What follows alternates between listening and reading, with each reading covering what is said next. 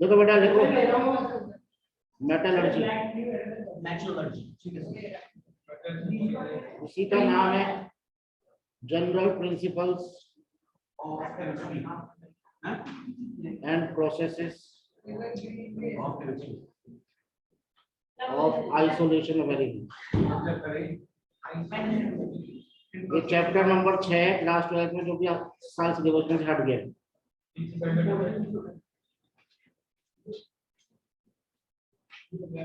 अरे यार उसको भी साफ कर देता है।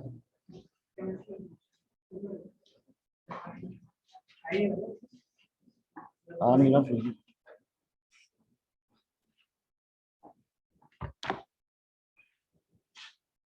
देखिए बेटा, सबसे पहले मिनरल्स, क्या नाम था आयुषी?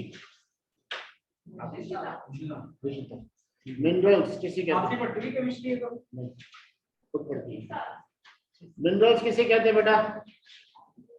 अगर मान लो मुझे आयरन ढूंढना है, आयरन मिलेगा, मुझे पता चला भैया कि उत्कर्ष गांव के पास बहुत सारा आयरन है, तो आयरन जिस फॉर्म में नेचर में मिलता है ना, उसे कहते हैं मिनरल। द फॉर्म इन विच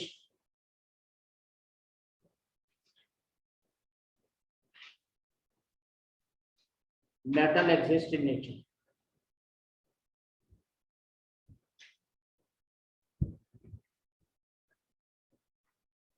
जिस फॉर्म में मेटल मिलता है नेचर में उसे कहते हैं मिनरल्स। कल की रिकॉर्डिंग नहीं हो पाई यार, पता नहीं क्या होगा, तो कल डिस्कनेक्ट हो गया, उसके बाद खत्म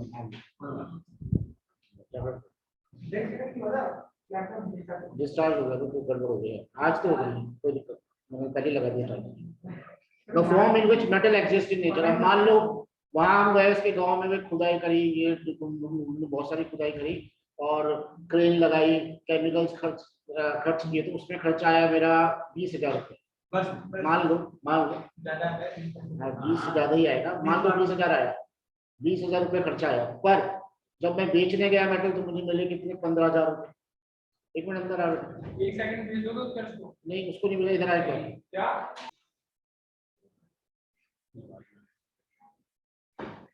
चलो अब मान लो मेरा खर्चा आया कितना? 20,000 रुपये। मेटल निकाला तो जमीन में से, अब मैंने उसमें से जमीन में से खुदाई करी, मिट्टी भी आई थोड़ी सी और मेटल भी आया थोड़ा सा, दूसरे और मेटल भी आ गए और इम्प्योरिटी भी आ गई, उसमें से मेटल साफ किया, मेटल साफ करके बेचा, मिले मुझे 15,000 रुपये। अभी तो क्या फायदा होगा? क्या फायदा होगा?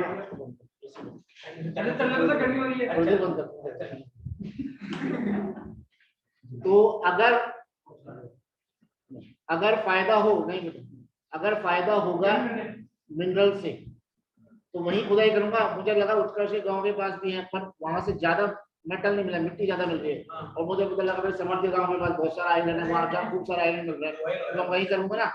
तो ऐसे मिनरल जिनसे मैं प्रॉफिटेबली मेटल प्राप्त कर सकता हूँ, मैं और कहता हूँ ऐसे मिनरल्स, एक्सट्रैक्शन ऑफ मिनरल्स ज्यादा हो, मेटल ज्यादा हो, तो इसका मतलब ओर में क्या होता है? मेटल्स ज्यादा होते हैं, गंदगी कम होती है, ठीक है? और मिनरल में कुछ भी हो सकता है। तो those minerals from which metals can be extracted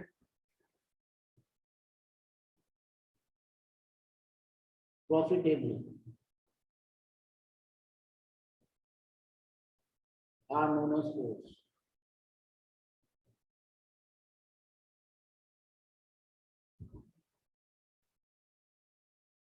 तो सारे मिनरल ओर नहीं होते, all minerals are not ores, पर सारे ओर्स मिनरल होते हैं।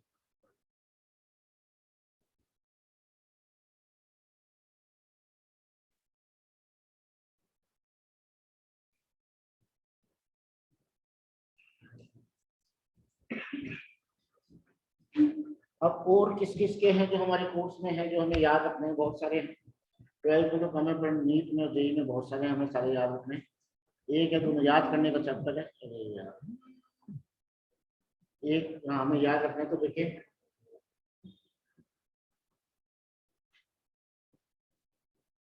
कोर्स ऑफ, सबसे पहले लिखो कॉपर।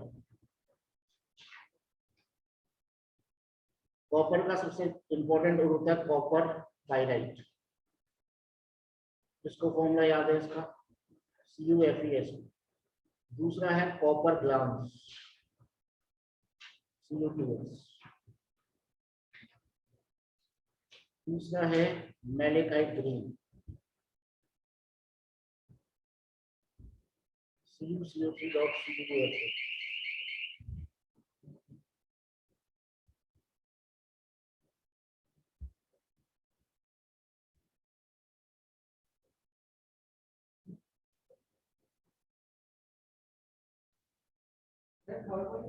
मैलेकाइट ग्रीन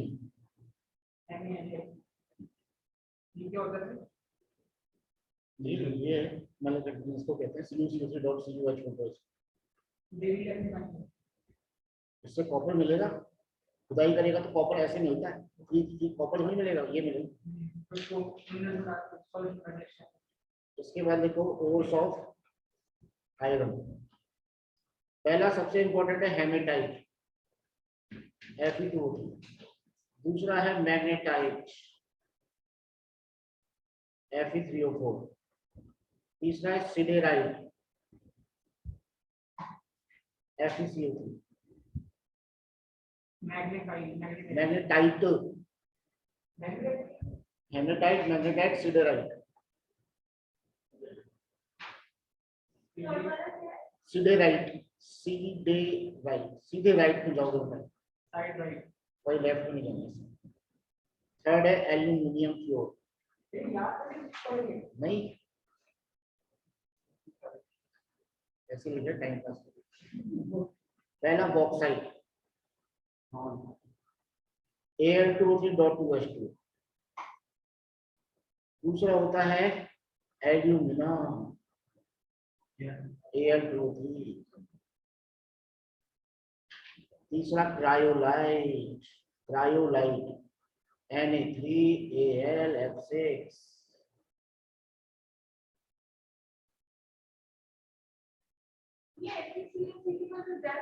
नहीं कुछ नहीं पता। सर ये थर्ड पॉइंट क्या लिखा है? क्रायोलाइट CRYO नहीं ऊपर वाला Fe में सिडेराइट होगा, सिडेराइट।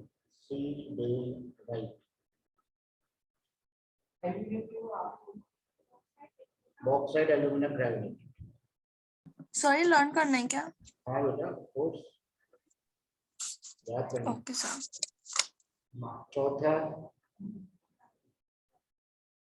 कॉपर हो गया, आयरन हो गया, एल्यूमिनियम हो गया। चौथा और इम्पोर्टेंट कौन सा? जिंक कर दो। जिंक का पहला है जिंक ब्लेंड ZnS। जिंकाइट, जिंकसाइट मत बोलना इसको, जिंकाइट है ZnCO3। पांचवा लेड का, एक की याद करनी, लेड की galena not Katrina,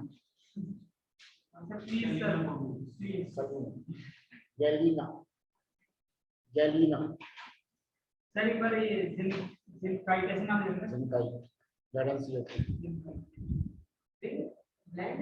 zinc blende. छठा है सिल्वर,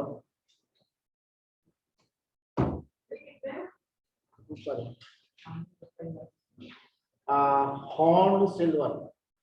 हॉर्न मतलब कि सींग, इसमें सिल्वर में सींग निकले होते हैं, इसलिए इसको हॉर्न सिल्वर कहते हैं। AgCl होता है इसका। सिल्वर क्लोराइड को ही हॉर्न सिल्वर कहते हैं प्यारे बच्चों।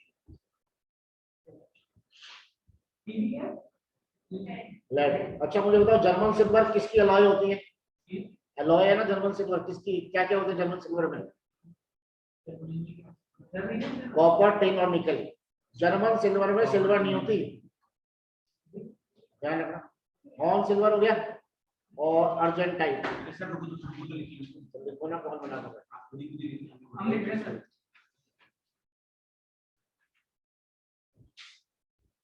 सातवां पोटेशियम की कार्नेलाइट KCl। क्या हुआ बेटा बोलो? सिल्वर AgCl है ये मतलब सिल्वर का क्या है? ये एलॉय है?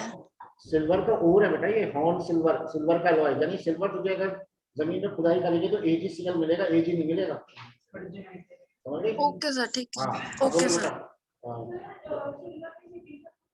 अर्जेंटाइट, अर्जेंटाइट,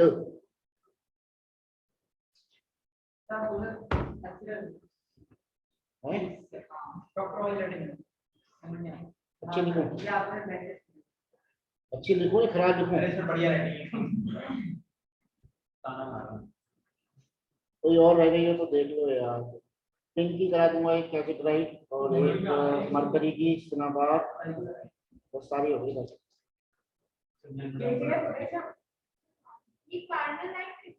हाँ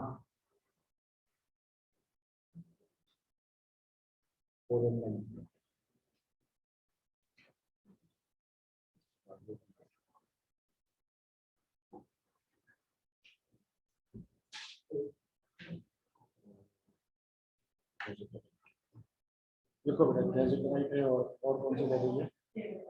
सर ये कार्बन लाइट में पोटेशियम जितना चाहिए बाकी सारे कंपाउंड ये नेक्स्ट देखो बेटा मर्क्यूरी की। है ना ऑर्डर दो भी ना नेक्स्ट। हाँ अरे दे देंगे मरकरी। सर हम हमें तो दो सर। हाँ हाँ सिनाबार, सिनेबार, HGS मरकरी की अलॉय है, सिनेबार, सिनेमा से याद रखना, सिनेमा में आ रही है। वाह वाह 10वीं में ले लिया एडमिशन। अच्छा एक और रह गई है एल्यूमिनियम में, एक और लिख लो कहाँ गई? एल्यूमिनियम तीसरे नंबर, उसको एल्यूमिनियम को तो करो Al2O3.H2O 1H2 और एक लिख लो कोरंडम, कोरंडम। अरे यार कोरंडम, एक होती है कार्बोरंडम। अरे इंसानों की तरह हंसा कर, ऐसा लग रहा है कि चमगादड़ आ गए। आपकी जेब में किसी को तो बढ़ गई है। ये क्या था? हाँ कुछ चिड़िया आती है ना 4 संडे को। कुछ चिड़िया और चेप वाली बातें क्यों है पौधे कुछ चिड़िया नहीं आ रहे।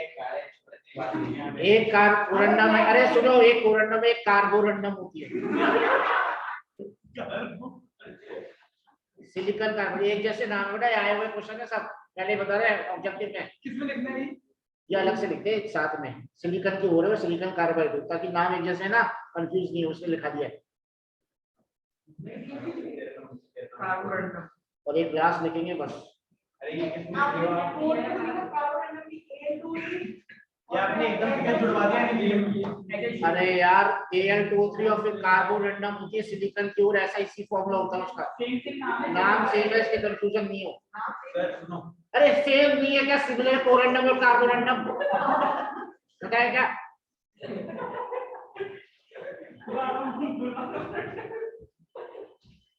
कैल्सिटेराइट पिंक और ऐसे देखो, पायरोलूसाइड, पायरोलूसाइड MnO2 ऐसे 9-10 नंबर। कैसे तरह टिन की ओर होती है SnO2 फॉर्मूला याद रखो, तो टिन है तो टिन की ओर होगी ना यार, और किसकी ओर है? SN टिन नहीं होता तो क्या होता है? वो तो जरूरत नहीं है, एक की ओर है ना। पायरोलूसाइड मैंगनीज की ओर है। एक होता है क्रोमाइट, किसी को याद है फॉर्मूला क्रोमाइट? राजस्थान बोर्ड वालों को याद होना चाहिए, ये पढ़ा हुआ है आप लोगों ने। Cr2O3.FeO, Cr2O3.FeO को क्रोमाइट और कहते हैं। किसकी ओर है? ये क्रोमियम की। SN ऊपर क्या है? ये 10 वाला magnesium SN cinema hall. Sir 10th पर है। 10th है बेटा पायरोलूसाइट, पायरोलूसाइट। ये Mn क्या है? Mn मैंगनीज है। अरे अनपढ़। एक बार भैया ये आ गया क्रोमाइट, ऑप्शन में Cr2O3FeO नहीं था, Cr2FeO4 था। ओ बच्चों ने तो सर को कराया, अबे यही तो है, 3 और 4 ऑक्सीजन नहीं हो गई। Lucite Carborundum पायरोलूसाइट। नाइन्थ वाला बेटा, नाइन्थ वाला क्या है वो मेटल कौन सा है? एसएम टिन पोटेंगियो। आप मुझे प्यार से बोल सकते हैं क्या बच्ची वाला ऐसा बोलोगे? मैं बड़ा नाम भूल गया था, मुझे बता। ऋषिता ऋषिता ऋषिता ऋषिता बोल दिया ना, सॉरी बोल दिया, सॉरी बोलते हो गया ना ऋषिता। देखिए बेटा सारे ओट्स, अच्छा जल्दी याद कर लेना फटाफट। हॉर्न सिल्वर का एग्जांपल बोल दे। हॉर्न सिल्वर का formula AgCl, very good, horn silver. Copper glass का फॉर्मूला Cu2S। मेलेकाइट ग्रीन किसकी ओर है? कॉपर की। सिनेबार किसकी ओर है? मरकरी की। सिनेबार किसकी ओर है? मरकरी की। हाँ हिमांश आजा बेटा। सिनेबार किसकी ओर है? मरकरी की। बढ़े आगे। अब लिखे बेटा methods of separation of metal. Sir pyrolusite किसकी हो रहा है? पायरोलूसाइड में बेटा कौन सा मेटल है बच्चे? मैंगनीज है, तो मेटल की मैंगनीज की हुई ना। Okay sir. हाँ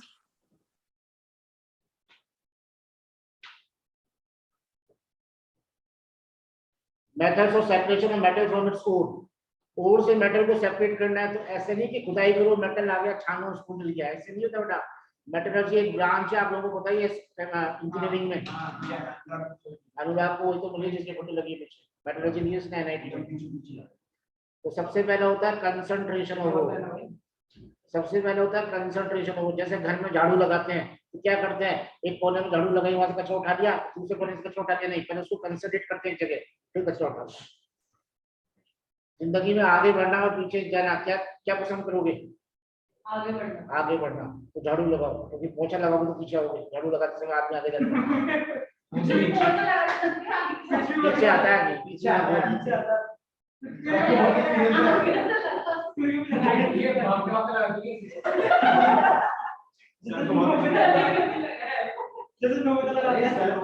घर में लगाने का है, बट एक रेलवे स्टेशन में लगाने का। वहाँ पे गाड़ी होती है, आपको पता है?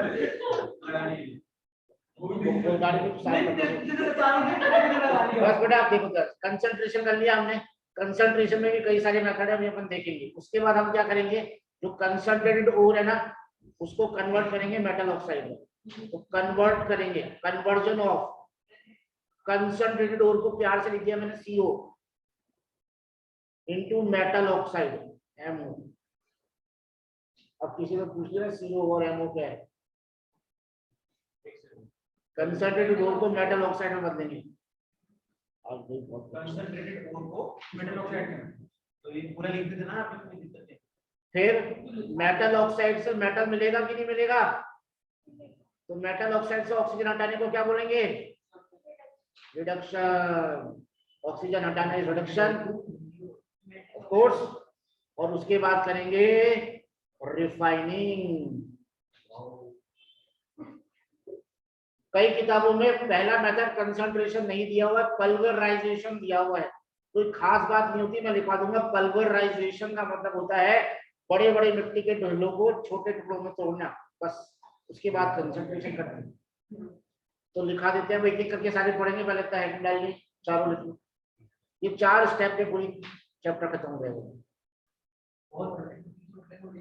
बड़ा चैप्टर है भाई, 8:15 से पहले कोई रोना मत। सर मैथड या क्या तुम 10-5 मिनट में करते रहते हो? पढ़ाने दो यार, पढ़वा नहीं क्या? वैसे 5 से 6 के लिए मेथड्स वापस बता दो। सॉरी बेटा, मेथड्स वापस से बता दो सर, फर्स्ट और सेकंड वाले। मेथड्स कौन से हैं? मेथड्स बेटा कंसंट्रेशन ऑफ ओर है, दूसरा है conversion of concentrated ore into metal oxide, ठीक है, तीसरा रिफाइनिंग है। और देखो बेटा, चौथा है रिफाइनिंग, सॉरी तीसरा रिडक्शन है, फोर्थ है रिफाइनिंग। देखो बेटा यार, ये क्या फिर इसको साफ करना पड़ेगा, नहीं प्रोफेशनल से कहा। बोलेगा हम जो ना ड्राइव जो फैमिली के लिए चलिए बेटा लिखे, सबसे पहले देखो पल्वेराइजेशन। पल्वेराइजेशन हेडिंग डाल लो बस एक बार, छोटा सा वर्ड है। Breaking of large metal pieces into large ore pieces, sorry metal नहीं बोला, ore pieces into smaller ones। metal मिल ही गया तो फिर बात है क्या?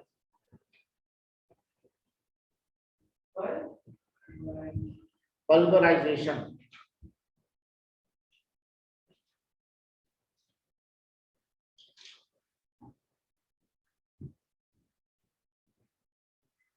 कंसंट्रेशन का ही दूसरा नाम होता है ड्रेसिंग ऑफ ओर।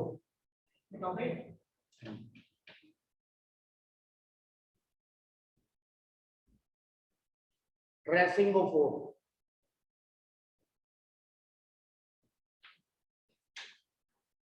पहला मेथड है इसमें हाइड्रोलिक वॉशिंग।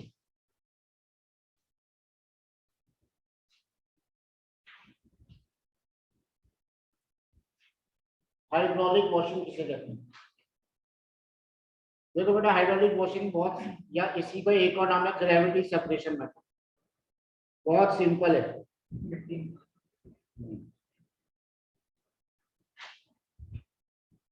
अब सही आ रही है राइटिंग, समझ आ रही है?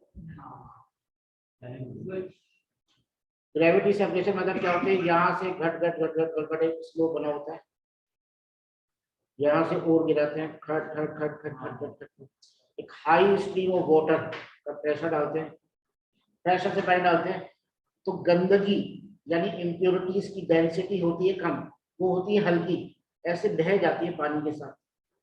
जबकि और होती है भारी, वो यहाँ अटक जाती है। वगैरह साफ रफ सरफेस पे स्लोप के ऊपर अटक जाती है और गंदगी बह जाती है, इसलिए कहते हैं इसको hydraulic washing with gravity separation method. तो पूछते हैं इसका प्रिंसिपल क्या है? तो प्रिंसिपल यानी कि इसका सिद्धांत क्या है? तो प्रिंसिपल ये है कि इम्प्योरिटीज, इस चैप्टर में इम्प्योरिटीज को क्या बोलते हैं? गैंग। इस चैप्टर में इम्प्योरिटीज को क्या बोलते हैं? गैंग। गंगू को बोलना उसको। हाँ बना दो। इम्प्योरिटीज आर लेस डेंसर या मोर डेंसर? Lesser denser. मनोयज्ञ क्या एग्जाम होगा क्या सब? आपने ले ली क्या शुरू 11 12 वालों की नए बच्चों की class? 21। Impurities are lesser denser than metal, so they are washed off easily.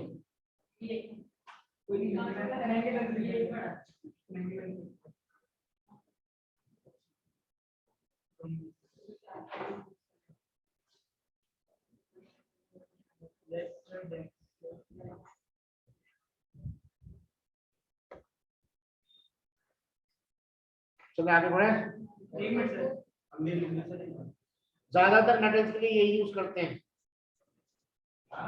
ज्यादातर मेटल्स के लिए यही यूज करते हैं।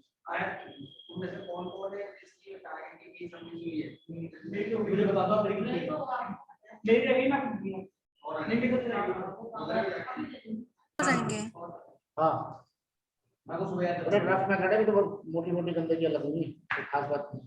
सेकंड मेथड इसके अंदर होता है magnetic separation method. Magnetic separation method.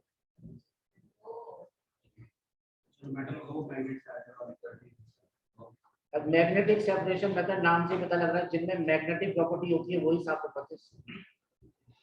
जैसे इसमें आयरन के लिए और टिन के लिए यूज करते हैं, और किसके लिए करेंगे? मैग्नेटिक प्रॉपर्टी इन्हीं में तो होती है और सब में थोड़ी होती है। जैसे ये इधर लेते हैं रोलर, एक होता है ये magnetic roller,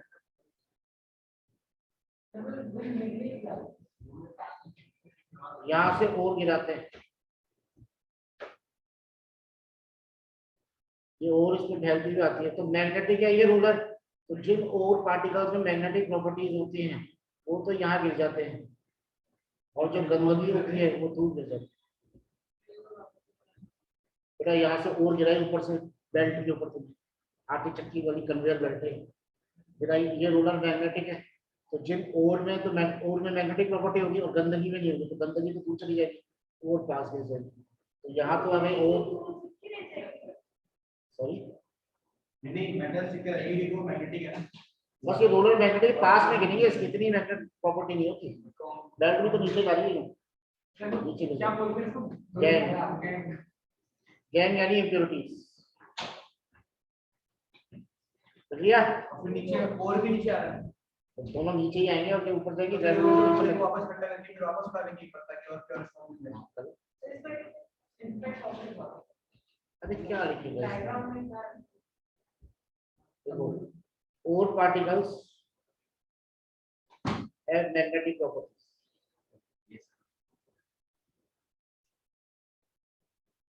so they are fallen nearer to magnetic roller.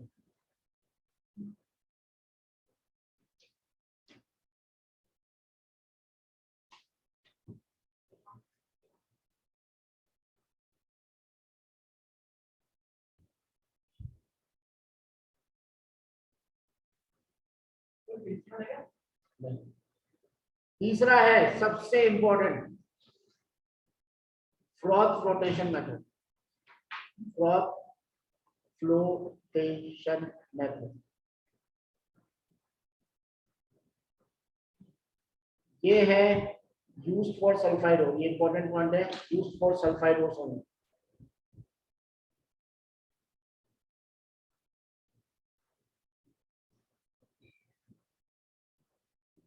तो बताओ, for which of the following froth flotation process will be used for concentration? A. Galena, B. Cinnabar, will be C. used for copper glance, for which of the four potential processes will not be used, ऐसे करो, will not be used for the malachite green?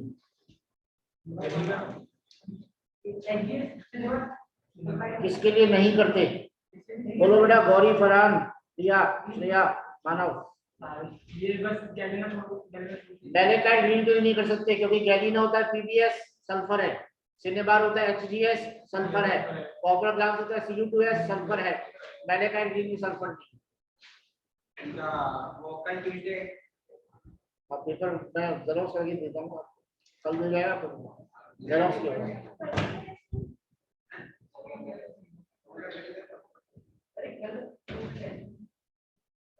कल बेटा target का test है, मैं जिस समय paper होगा तो टारगेट वाला ग्रुप पे भी डाल दूंगा, तो बच्चों को देना है। गौरी तुम यहीं आके देना बेटा, बाकी श्रेया ऑनलाइन दे देगी। फ्रॉथ फ्लोटेशन फरहान में ऑनलाइन दे देगी। फ्रॉथ फ्लोटेशन मेथड में आगे बढ़ने किसके लिए यूज करते हैं? फ्लोटेशन फ्लोटेशन कुछ भी बोल रहे हैं। फ्रॉथ फ्लोटेशन किसके लिए यूज करते हैं? सल्फाइड ओर्स के लिए। इसका प्रिंसिपल बहुत इंपॉर्टेंट है, देखिए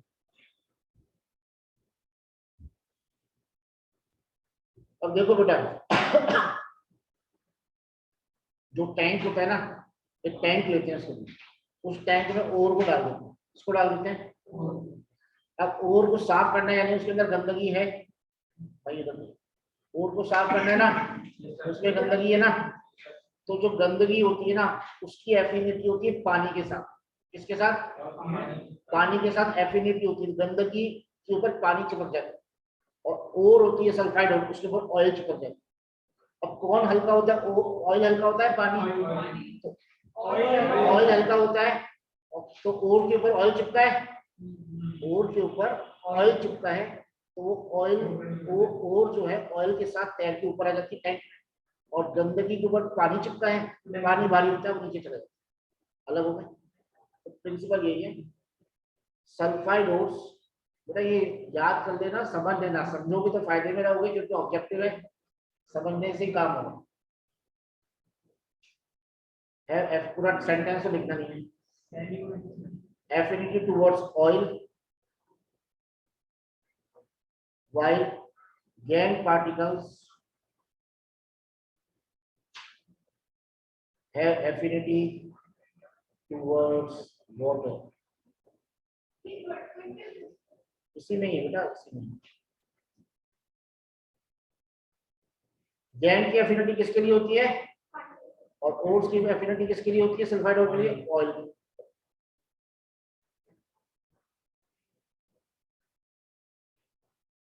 डायग्राम बनाना।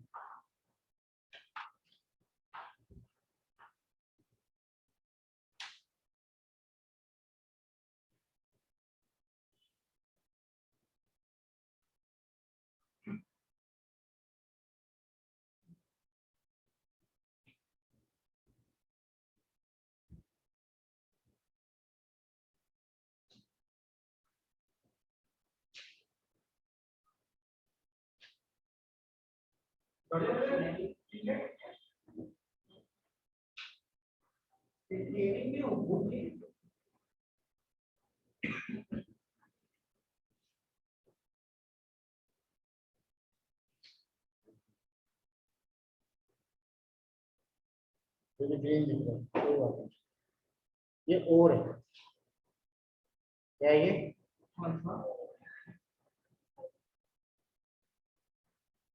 ब्लू वाले और है ना, क्या कर रहे हैं? ये और है, ये रोटेटिंग पेडल है।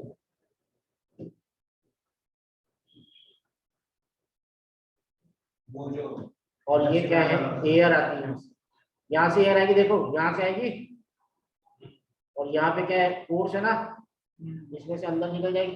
तो झाग बनाने में, तो झाग बनाने के लिए मुझे क्या चाहिए? पानी चाहिए, एयर चाहिए, तेल चाहिए, ऑयल चाहिए। ऑयल डाल रहा हूँ और हो गई है। ये यहाँ पे बना लो गैंग।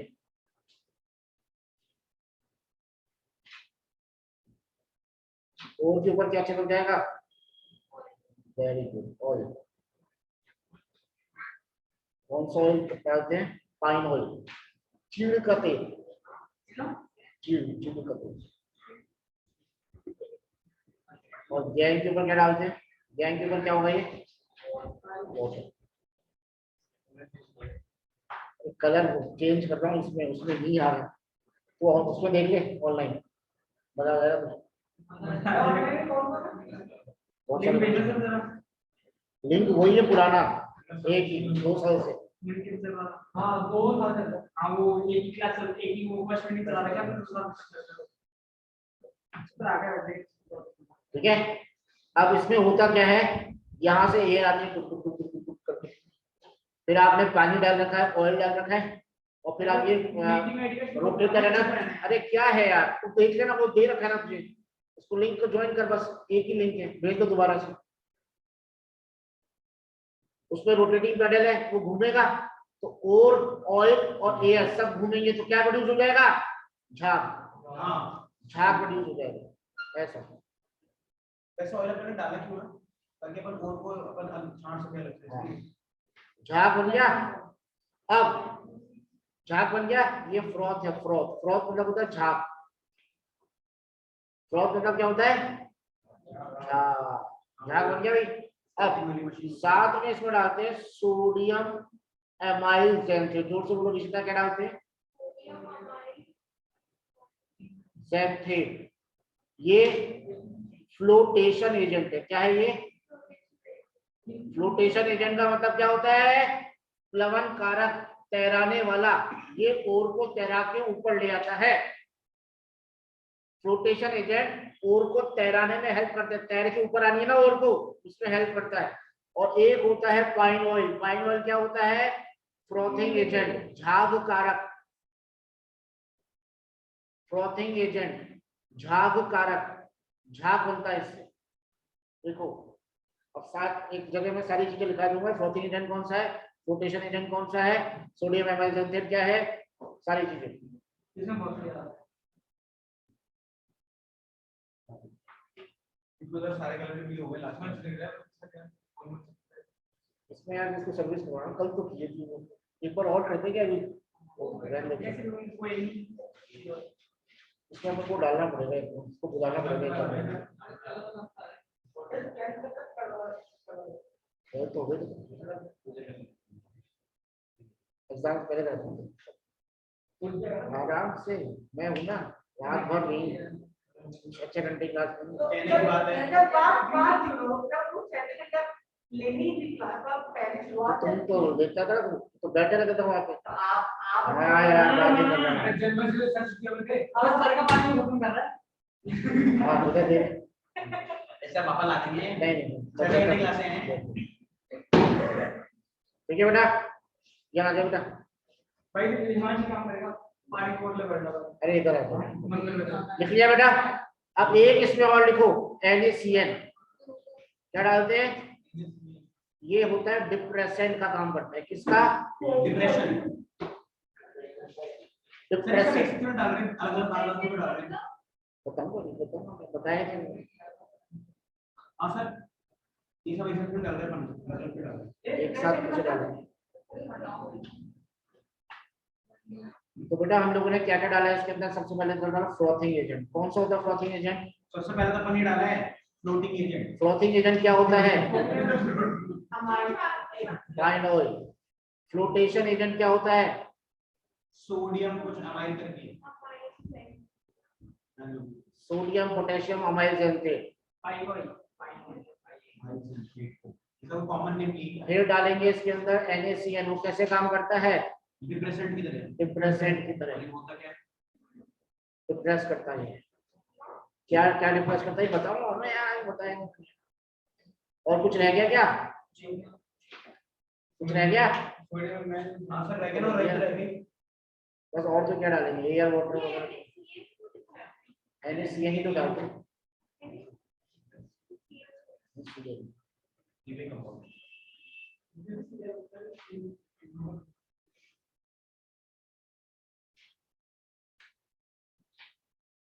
अब देखो बेटा मेरी बात ध्यान से सुनना। इसका प्रोसेस क्या होता है? प्रोसेस लिखने की जरूरत नहीं है, बस समझना। यहाँ से एयर आई, एयर यहाँ आ गई। फिर आपने ऑयल और वाटर डाला ही है साथ में। फिर आपने ये जो व्हील है, ये रोटेटिंग कटर, इसको घुमा दिया, बिजली से लगा गोल गोल गोल गोल घूम गया, तो क्या बन गए? झाग बन गए। क्या बन गए? अब झाग के साथ और क्या है? टैब के ऊपर आ गई।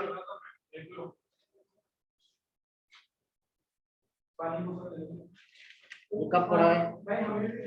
अरे शॉर्ट नोट बना के रिवाइज कर।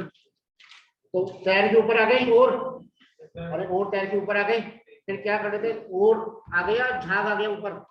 झाग और ऊपर आ गया। झाग आ गया ऊपर। झाग में क्या थी? और थी। तो झाग को अलग कर लेते हैं और शावर के नीचे धो लेते हैं, तो क्या होता है? झाग सारा अलग और अलग हो जाती है, उसको सुखा देते हैं, हो गई और अलग। और जो हाँ और मिल गई। और बाकी जो गंदगी है वो गैन वो नीचे बढ़ जाती है, क्योंकि वो पानी से चिपक गई है। वो पानी के साथ नीचे बढ़ जाती है, क्योंकि पानी हैवी होता है और हल्की होती है, वो ऊपर चलता है। बात समझ में आ गई? हाँ ऑयल होता है तो धो लिया ना शावर में। अरे बहुत सारी बची है, तो सिर्फ कंसंट्रेट किया है अभी। इतना सा काम होगा तो बात ही है। क्लियर हो गया बेटा? अब लिखो what is role of NaCN। Why NaCN is added. ऐसे क्वेश्चन लिखो, व्हाई NaCN इज एडेड। अरे भैया डिप्रेसेंट, NaCN क्यों ऐड करते हैं? तो ऑप्शन है बेटा। पहली बात तो ऑप्शन में आपको क्या लिखाएगा? आंसर एक ही वर्ड आएगा, डिप्रेसेंट। तो आप लिख लो it acts as a depressant. अब आप डिप्रेशन का मतलब पूछोगे, मैं उसका मतलब बताता हूँ। हाँ बेटा बोलो। डिप्रेशन का मतलब क्या है? मेरी बात को समझना। आपने करी है मेटलर्जी किसकी? एक, अरे कौन सी मेटल की? रुक जाओ। आपने करी है लेड की मेटलर्जी। किसकी? लेड की मेटलर्जी करी है। लेड सल्फाइड गैलिना लिया। पर जब भी लेड की मेटलर्जी करते हैं, थोड़ा सा जिंक सल्फाइड दहेज में आता ही आता है, उसके साथ रहता ही रहता है। लेड सल्फाइड के साथ जिंक सल्फाइड की इम्प्योरिटी हमेशा रहती है। अब और तुमने और को अलग करना है। कौन सी और को करना है? लेड को। बच्चे बोले सर जिंक भी मिल रहा है, ले लो। अब जिंक बहुत जरा सा मिलता है, तो फायदे का नहीं है, कचरा है यहाँ पे। इतना सा अगर एक नदी है जिसमें सोना बहता है, इतना सा सोना मिलता है, पूरे दिन बैठो तो 100-150 रुपए का, इससे तो मजदूरी कर रहा है, 300 रुपये कमा लेगा। समझ रहे बात को? इतना सा जिंक मिले तो कचरा है।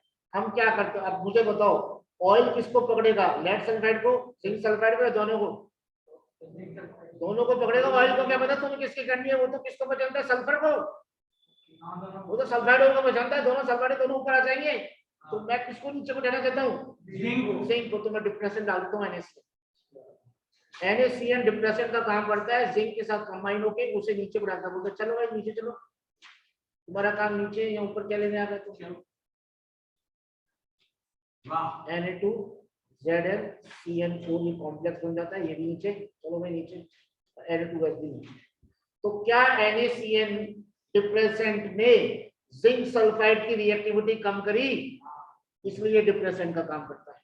तो लिखो रिएक्टिविटी कम, हाँ, डिप्रेस करने वाला, रिएक्टिविटी कम करने वाला किसकी? Zinc sulphide. तो अनवांटेड मेटल है, अनवांटेड मेटल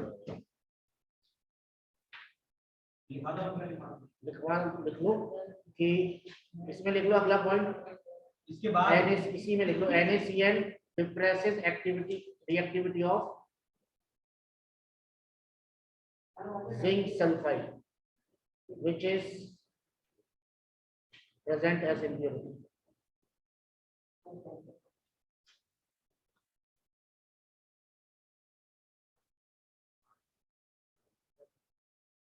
तो मतलब है तो सबमिट बनेगा अगर अपन चेंज कर दें हाँ तो NaCN जब तक जरूरत होगी डाल देंगे, ठीक है। फोर्थ मेथड है मेरे पास, लीचिंग।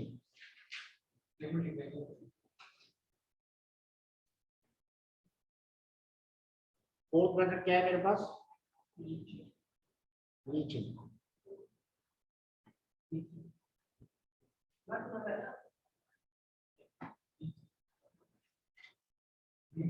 फोर्थ मेथड है लीचिंग।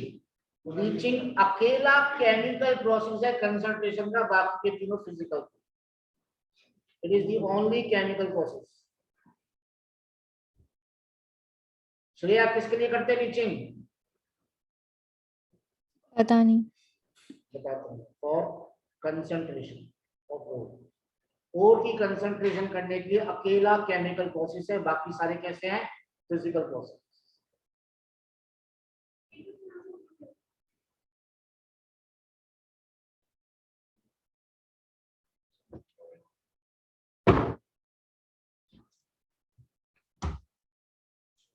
लीचिंग किसके लिए करते हैं? It is done for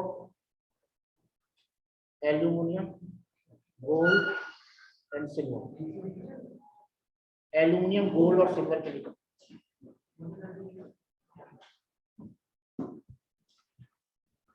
aluminium, gold और सिल्वर के लिए करते हैं।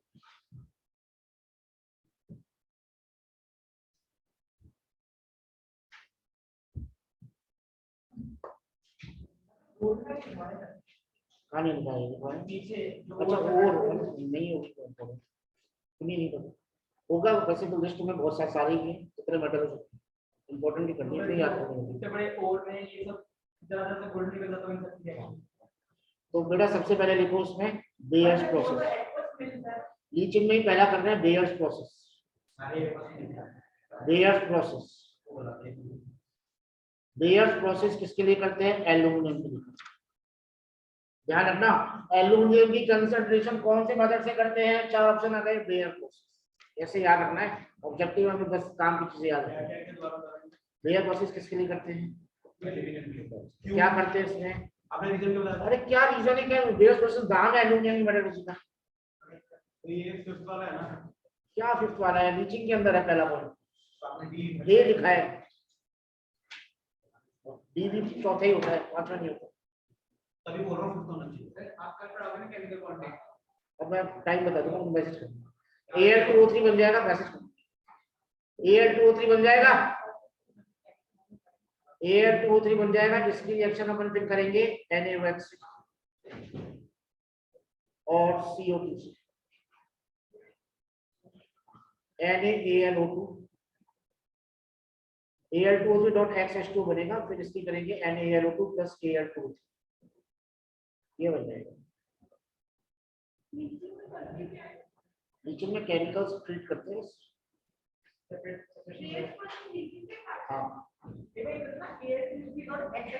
हाँ उसका फिर NaOH से करते हैं और CO2 से फिर क्यों करते हैं? क्योंकि NaOH बेस है और CO2 एसिड है, तो पहले बेस से करते हैं, न्यूट्रलाइज करने के लिए एसिडिक CO2 ऑक्साइड से करते हैं, तो NaAlO2 और Al2O3 बन जाता है।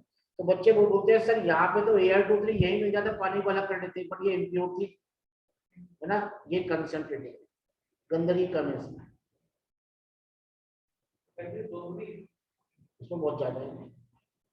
हम वैसे भी 100% कभी काम नहीं हो सकता, 99% नहीं होता।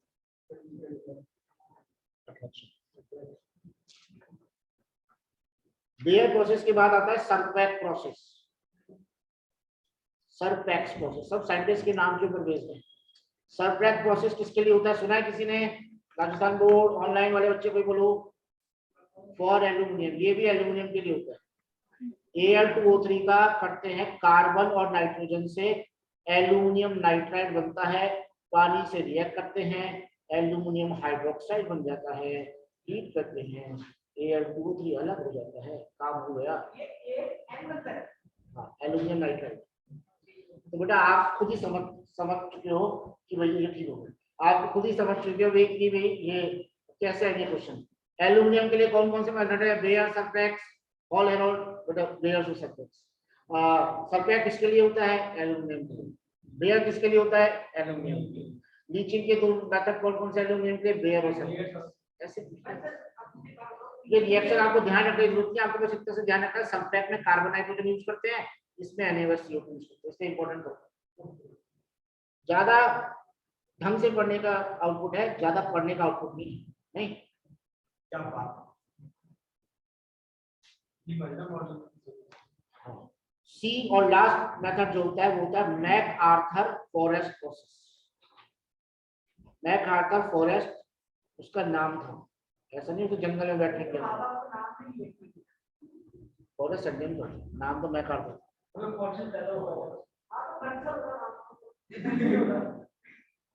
मैक आर्थर फॉरेस्ट प्रोसेस क्या कहता है बेटा? मैक आर्थर फॉरेस्ट प्रोसेस ये कहता है, पहली बात तो किसके लिए करते हैं, वही रह गया बस, गोल्ड एंड सिल्वर।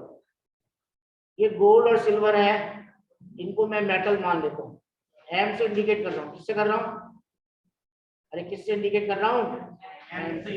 ये इम्प्योर है, इम्प्योर का मतलब इनमें गंदगी है। अब मान लो एक कचरा पड़ा है तुम्हारे पास, क्या पड़ा हुआ है? कचरा, उसमें थोड़े से आयरन के नेल्स पड़े हुए हैं, लोहे की कीलें पड़ी हुई हैं, तो तुम एक एक करके बीनोगे या मैग्नेट ले जाओगे समझदार आदमी को, और खट खट खट खट खट अपने आप आ जाएगी। समझ गए बात को? तो ऐसे ही मेटल है, इसमें इम्प्योरिटीज है, मुझे मेटल अलग करना है तो मैं मैग्नेट ले जाऊंगा सोडियम साइनाइड। सोडियम साइनाइड से मेटल को खींचेगी, बाकी गंदगी को बोलोगे बेटा ऐसी तैसी कराओ तुम। अरे बात समझ में? अरे क्या किया NaCl ने? डिप्रेशन की तरह यूज किया था वहां पे। यहाँ पे क्या कर रहा है NaCl? मेटल को खींच के कॉम्प्लेक्स बना दिया, गंदगी पीछे रह गई। हर कोई कॉम्प्लेक्स थोड़ी बना सकता है, जो ट्रांजिशन मेटल बनाते हैं गोल्ड सिल्वर ट्रांजिशन मेटल है, डी ब्लॉक के मेटल से पढ़ा था ना 12th में। ट्रांजिशन मेटल कौन से थे? डी ब्लॉक के मेटल है, तो है ना गोल्ड सिल्वर ट्रांजिशन मेटल बना रहे कॉम्प्लेक्स। पर मुझे कॉम्प्लेक्स चाहिए, सिर्फ मेटल चाहिए, तो हम क्या बोलते हैं? जिंक। जिंक तुम आओ, उनको गोली मारो, लात मार के अलग करो। जिंक या 2 करना, सो Na यहाँ Na1 करना, थोड़ा गलती से मैं तो बहुत हो गया, ये करना Na2ZnCN4, और ये मेटल तुम्हारा अलग हो गया अलग। तो यहाँ इम्प्योर था तो आप प्योर मिल गया। क्लियर हो गई बात? बच्चों को सर जहाँ भी है वहां भी होगा तो क्या लिखेंगे? इम्प्योर प्योर ऐसे लिखते हैं। हीट क्या गर्म कर देगा या ऐसे लिखेगा? क्या आग लगा देगा पेपर में?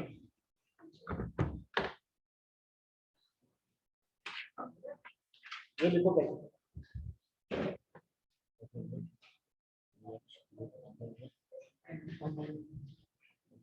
और उसके डेरिवेटिव्स, अमोनिया के डेरिवेटिव ना अमोनिया से बनेगा, अब कार्बन है पहले इसको रिएक्शन करते हैं, फिर करते हैं NH2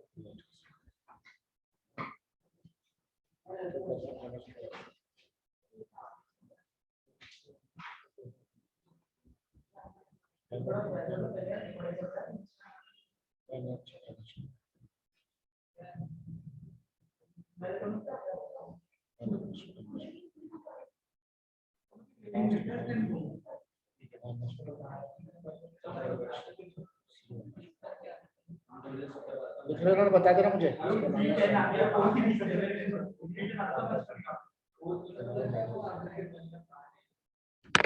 जब लिख लो तो बता देना।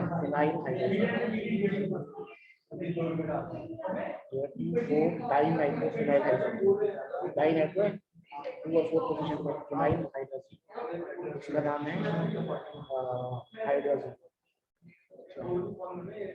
ये हाइड्रोक्सिल अमीन और ये अमोनिया है। जब भी दिखे ऐसा पानी निकालते हैं, क्या करें, सी डबल बॉन्ड NH, इसमें भी H2 निकाल दिया, सी डबल बॉन्ड NH, इसका नाम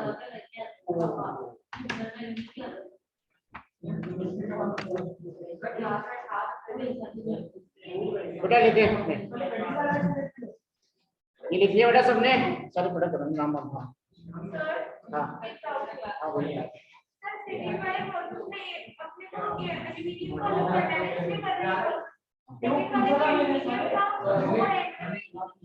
कोई बात नहीं, तो ये कंट्रोल है ना, आपसे ऑक्सीजन अलग करना है,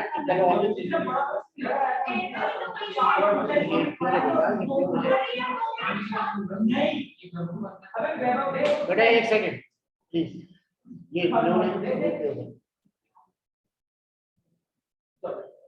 ठीक है, अब क्लियर हो गया रिश्ता, ये इम्प्योर है वो प्योर है। अब हमें क्या करना है, Al2 से प्योर मिला, मगर मुझे Al चाहिए तो मुझे ऑक्सीजन इलेक्ट्रोलाइसिस से लिखूंगा, वो आगे पढ़ेंगे पर डिफाइन। ये अपन ने कंसंट्रेशन कर लिया भैया, सारे मेथड हुआ कंसंट्रेशन के, चार मेथड थे, चारों हो गए। कौन कौन से? सबसे पहले ग्रेविटी सेपरेशन, इसको हाइड्रोलिक वॉशिंग कहते हैं, मैग्नेटिक सेपरेशन, फोटोनेशन और लीचिंग। कौन सा केमिकल प्रोसेस है इसके अंदर? लीचिंग किस चीज के लिए करते हैं? एल्युमिनियम, गोल्ड और सिल्वर। लेयर्स और सब्सट्रैक्ट किसके लिए? एल्युमिनियम। और इसके लिए कौन सा? गोल्ड सिल्वर के लिए कार्बन और नाइट्रोजन कौन सा प्रोसेस में यूज करते हैं? सब्सट्रैक्ट में। NaOH किसमें करते हैं? लेयर में। क्या सब में केमिकल का यूज कर रहे हैं? इसलिए इसको केमिकल प्रोसेस के लीचिंग, क्योंकि केमिकल डालते हैं, फिजिकली ज्यादा कुछ होता नहीं है इसके अंदर। और उसके फॉग पोजीशन में तुम्हें हवा भी चाहिए, पेडल भी चाहिए, धोना भी, उसको साफ भी करना है, सारी चीजें हैं। वो शार के नीचे भी लगाना है, सुखाना भी है, वो फिजिकल प्रोसेस है, ठीक है। ग्रेविटी सेपरेशन में तुम्हें पानी से धोना है उसको, क्लियर हो गई। अब हम कर रहे हैं भैया, मुझे क्या मिल गया? Concentrated ore. क्या मिल गई है? Concentrated ore. अब सेकंड मेथड देखें, या थर्ड मेथड भी कहते हैं कई बुकों में, क्योंकि पहला मेथड पल्वेराइजेशन कहते हैं, जिसका क्या मतलब होता है?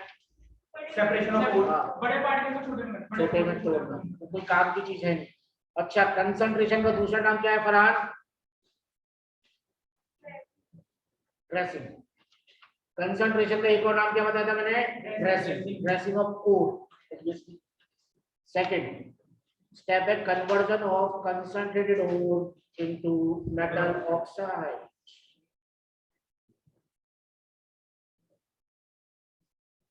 कंसंट्रेटेड ओर को मेटल ऑक्साइड में बदलते हैं। तो इसके दो मेथड होते हैं, एक होता है रोस्टिंग और एक होता है कैल्सिनेशन। एक होता है रोस्टिंग और एक होता है कैल्सिनेशन। सर ये कब तक चलेगी क्लास? 8:15 तक चलेगी बेटा। तो जाना तो रिकॉर्डिंग देख लेना, अगर कोई क्लास है। हाँ सर, मेरे को जाना। हाँ जाना है बेटा, क्लास तो ले ले। क्लास है बाहर क्या? जाना। अरे तुम क्या बाहर देख ले। रोस्टिंग किसके लिए करते हैं? For sulphide ores. रोस्टिंग किसके लिए करते हैं? और कैल्सिनेशन किसके लिए करते हैं? For carbonates and hydroxides. पूरा लिख दो, पूरा लिख दो, फॉलो लिख दो, सब लिख दो।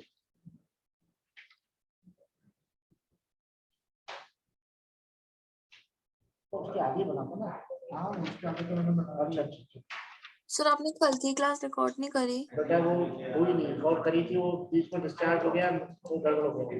सर रोस्टिंग सल्फाइड तो किसी दिन संडे को पढ़ा। सल्फाइड ओर्स के लिए करते हैं कार्बोनेट्स और हाइड्रोक्साइड। सल्फाइड को वो तो कंसंट्रेट किया ना, मेटल ऑक्साइड में बदल रहे हैं ना भाई। ये कंसंट्रेट तो कर चुके हैं। उसकी बात ही करते हैं। SO3H क्या होता है? सल्फोनिक ग्रुप है, सल्फाइड से सल्फर होता है। ये ऑक्सीजन की प्रेजेंस में करते हैं। बच्चे कहते हैं क्या सर इसको ऑक्सीजन की एब्सेंस में करते? नहीं, it is done in limited supply of oxygen, come oxygen पर होती है।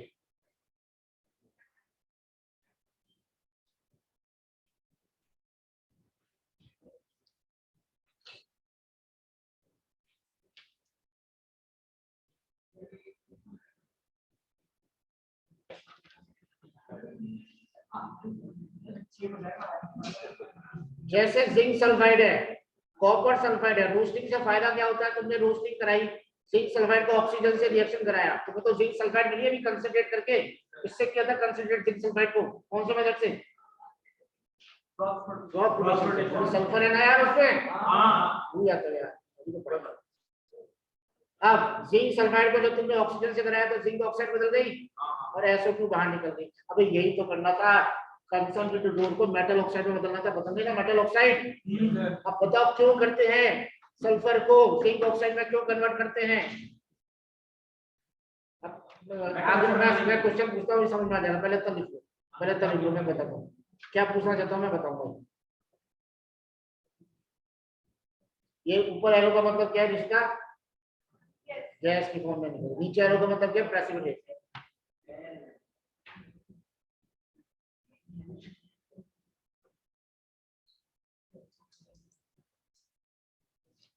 एक सेकंड रुको।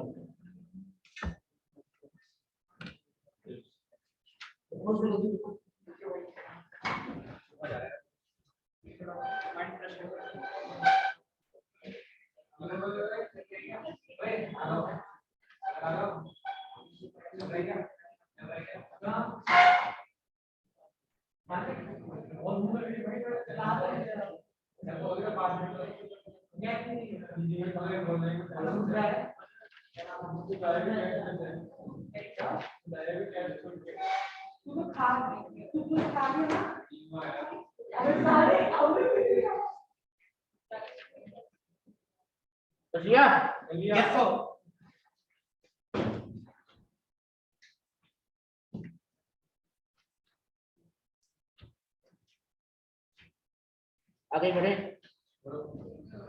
अब ये होता है इसके लिए कार्बोनेट्स के लिए, जैसे जिंक कार्बोनेट है, तो जिंक कार्बोनेट को मैं सिर्फ हीट कर रहा हूँ। यहाँ पे ऑक्सीजन क्यों नहीं लिख रहा मैं? ऐसे ऑक्सीजन होती ही नहीं है इसके अंदर तो। नहीं हाँ लिमिटेड मतलब नहीं। ZNO प्लस CO2 बन गया, CO2 4 ZNO मिला मुझे तो मेटल चाहिए था ऋषि तक, ये तो मेटल मिला ही नहीं, मेटल ऑक्साइड मिला है अभी तक। हाँ बाद में लिखे, अभी तो ये प्रोसेस सेकंड पे पहुंचे अभी तो। डेड कार्बोनेट है ये।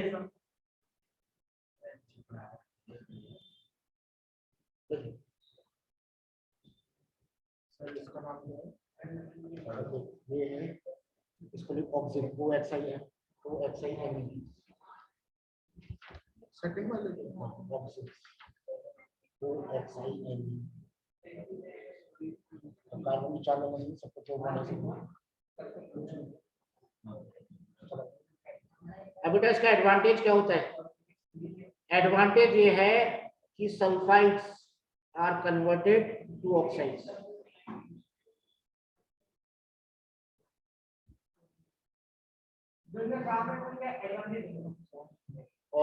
और क्या होता है इसमें? Carbonates are converted to oxides. Carbonates are converted to oxides. दूसरा इसमें ओर बिकम्स पोरस। ओर क्या हो जाती है? पोरस हो जाती है। पोरस समझते हो? छेद हो जाते हैं उसमें, उससे क्या हो जाते हैं? फर्दर केमिकल रिएक्शन इजी हो जाती है। So further chemical reactions become easy. Advantage है बेटा। ये हीट करते तो ऐसे तो निकलेगी ना वहां से, तो जगह खाली हो जाएगी।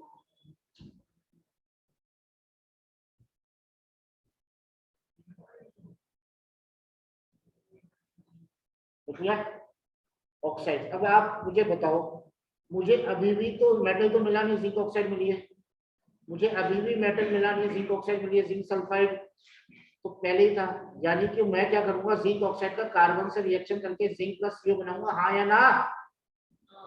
अरे इधर देखो सब, मुझे ये लिखना है, जिंक ऑक्साइड को मैं कार्बन से रिएक्ट करके जिंक प्लस CO बनाऊंगा, है ना? ये चाहिए मुझे लास्ट में जिंक। तो मैं जिंक सल्फाइड से ही कर लेता ना यार, पहले जिंक सल्फाइड को कार्बन से करके जिंक प्लस SO2 बना लेता। क्या दिक्कत आ रही थी मुझे? पहले जिंक सल्फाइड को जिंक ऑक्साइड में कन्वर्ट कर लूं, फिर जिंक ऑक्साइड को रिड्यूस करूं, डायरेक्टली कर लेता हूं। इसलिए नहीं है क्योंकि ये थर्मोडायनेमिकली फिजिबल नहीं है। अगर सिंपल भाषा में बात करें कि थर्मोडायनेमिक्स को अलाउ नहीं करती, यानी कि अगर तुम्हें सल्फर को हटाना है कार्बन से, तो कार्बन की औकात ये सल्फर बताने के लिए तुम्हें बहुत ज्यादा हीट देनी पड़ेगी, यानी बहुत ज्यादा फ्यूल जलाना पड़ेगा। अरे खर्चा इतना आ जाएगा, उतना फायदा नहीं होगा। बात समझ में आ गई? तो पहले क्या करो, जिंक सल्फाइड को जिंक ऑक्साइड में बदल लो, अब उसको रिड्यूस कर लो। बात समझ में आ गई? क्योंकि वो थर्मोडायनेमिकली पॉसिबल है, फिजिबल है, वो अभी अपन लिखते हैं, इसलिए करते हैं। ऐसे ही कार्बोनेट को, तुम कार्बोनेट को कैसे अलग कर लोगे? धरती कहती है। लास्ट पॉइंट है इसके अंदर दोनों में कि दोनों प्रोसेसेस किसमें कैरिड आउट होते हैं। नहीं अभी नहीं लिखना, मैं लिखवा दूंगा। नहीं इसको करवा लो। Both processes are carried out in, अरे क्या है, रिवर बैरेटरी फर्नेस। मुझे देखना पड़ दिया, मुझे एक भूख लगा।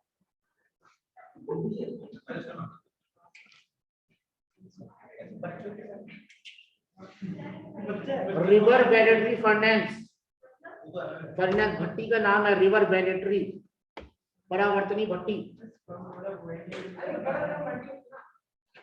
ये है अमोनिया, इससे बनता है इमाइन। इमाइन ये है हाइड्रोक्सिल अमीन से बनता है हाइड्रोसिल हाइड्रोसोन, 2-CNT 2-डाइनाइट्रो फिनाइल हाइड्रोसिल 2-डाइनाइट्रो phenyl hydrazine phenyl hydrazone phenyl hydrazine phenyl hydrazone semicarbazide semicarbazone, ये सबके नाम लिखेंगे।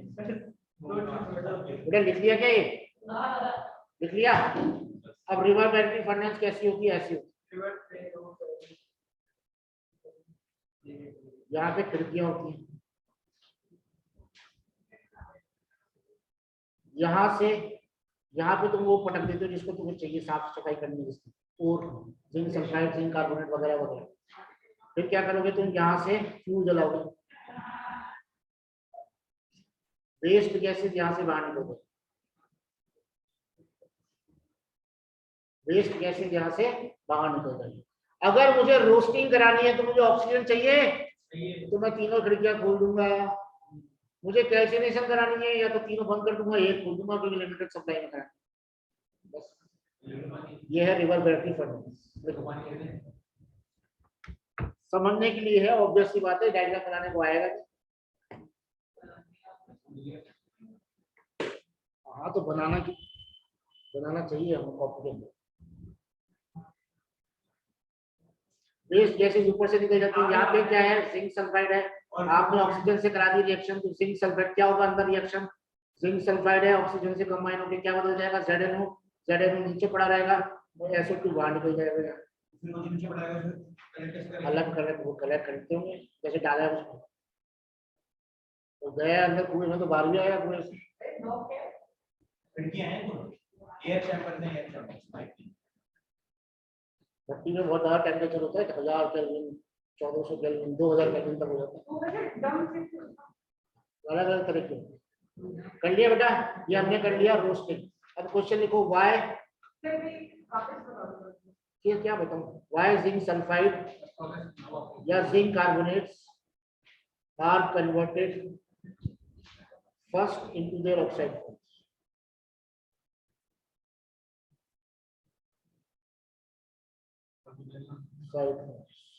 Oxides before reduction.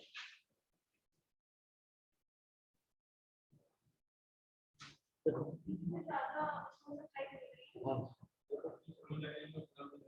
देखो तो सही, इसको केमिस्ट्री की लैंग्वेज में लिखेंगे। उत्कर्ष क्या करना है बेटा? पहले रोस्टिंग करानी है और कैल्सिनेशन करानी है। अगर जिंक सल्फाइड है तो रोस्टिंग कराएगा, तीनों खिड़कियां खोल दे, ऑक्सीजन आ जाएगी। तो यहाँ से तुमने फ्यूल जलाया, गैसेस बनी, फ्यूल से जिंक सल्फाइड ZnO में बदल गया और SO2 बनी, SO2 बाहर निकल गई, जिंक ऑक्साइड यही पड़ा।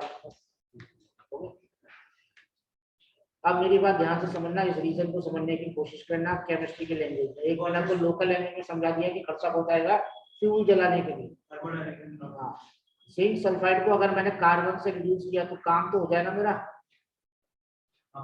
जिंक ऑक्साइड को मैंने कार्बन से रिड्यूस किया, काम यहाँ भी हो रहा है मेरा। पर यहाँ पर क्या है, इस प्रोसेस के लिए डेल्टा G, ये फॉर्मूला होता है ना, इस प्रोसेस के लिए डेल्टा जी जो होता है वो पॉजिटिव आता है। क्या आता है? पॉजिटिव, यानी कि नॉन स्पॉन्टेनियस। बोलो ना यार। हाँ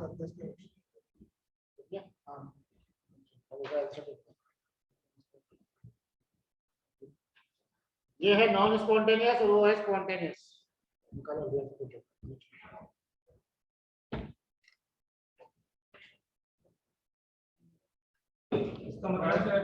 इसका मतलब जो सेकंड वाला है उसको सिर्फ एक बार इनिशिएट करना है, फिर बाकी अपने आप हो जाएगा।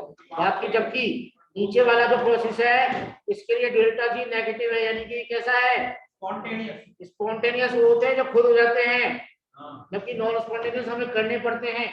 पानी ऊपर से नीचे बह जाएगा, निश्चित अपने आप आ जाएगा, पंप लगाना पड़ेगा अपने आप। पर बेसमेंट में पानी भर के दिया तो क्या करना पड़ेगा?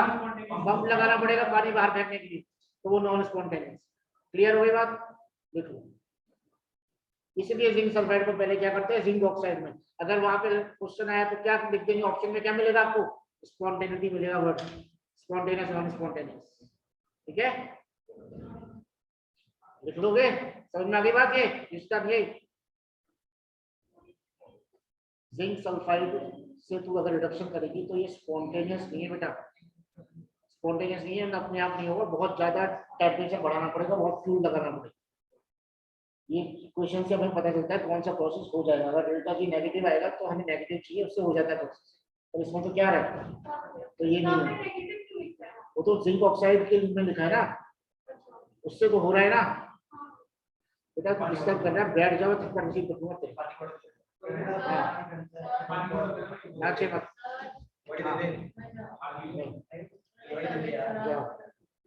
अब इतने का पानी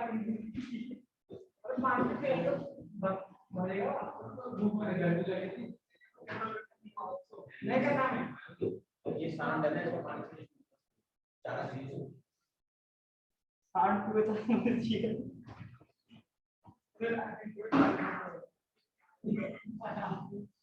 लिख लिया? अरे लिख लिया? समझ में आ गई कहानी? हमने क्या कर लिया, मेटल ऑक्साइड को सॉरी कंसंट्रेटेड ऊर्जा से मेटल ऑक्साइड बना ली। दो तरीके होते हैं, एक रोस्टिंग और एक कैल्सिनेशन। रोस्टिंग किसके लिए करते हैं? सल्फाइड के लिए। और कैल्सिनेशन कार्बोनेट्स के लिए और हाइड्रोक्साइड। कौन सी प्रेजेंस में करते हैं ऑक्सीजन की? रोस्टिंग। अब भैया हम क्या करेंगे, तीसरा मेथड कर, चौथा मेथड है, तीसरा है, तीसरा रिडक्शन करेंगे मेटल ऑक्साइड से मेटल। अरे भैया अभी शुरू हुआ है, इसके बीच में अभी और अलग अलग मेटल्स की रिडक्शन करनी पड़ेगी। Reduction of metal oxide into metal.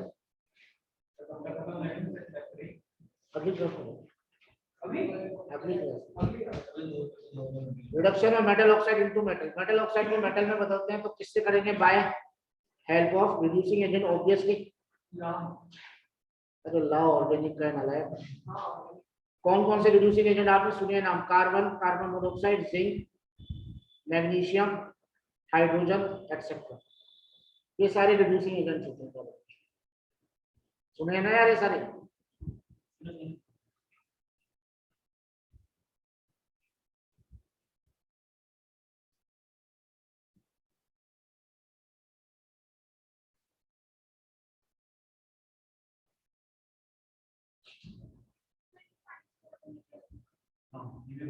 मेरी बटन प्लीज।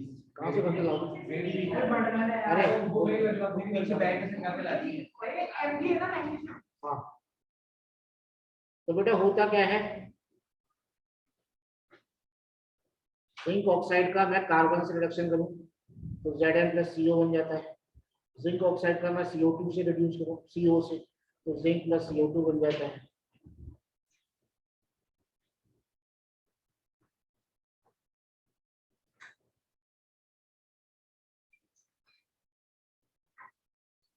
तो समस्या ये आ जाती है, ये इसके लिए चाहिए होता है कम टेम्परेचर और इसके लिए चाहिए होता है ज्यादा टेम्परेचर।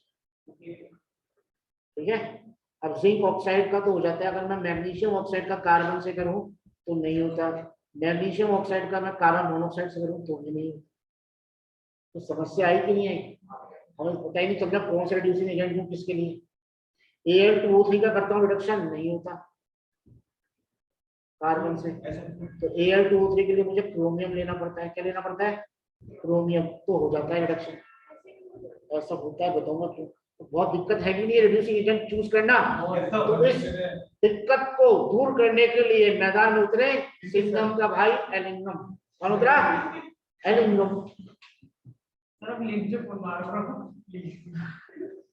तो देखो एलिंगम डायग्राम, एलिंगम डायग्राम, एक था सिंघम, ये है एलिंगम।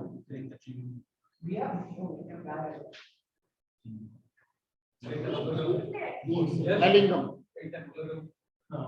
अब हुआ क्या कि एलिंगम ने ग्राफ दिया, उसी ग्राफ को केमिस्ट्री में डायग्राम बोल दिया क्योंकि वैसे तो डायग्राम होते नहीं अपने, तो इसी को डायग्राम बोल दिया है एलिंगम। ये ग्राफ बनाएंगे ऐसे, ये ग्राफ है डेल्टा जी और टेम्परेचर के बीच में।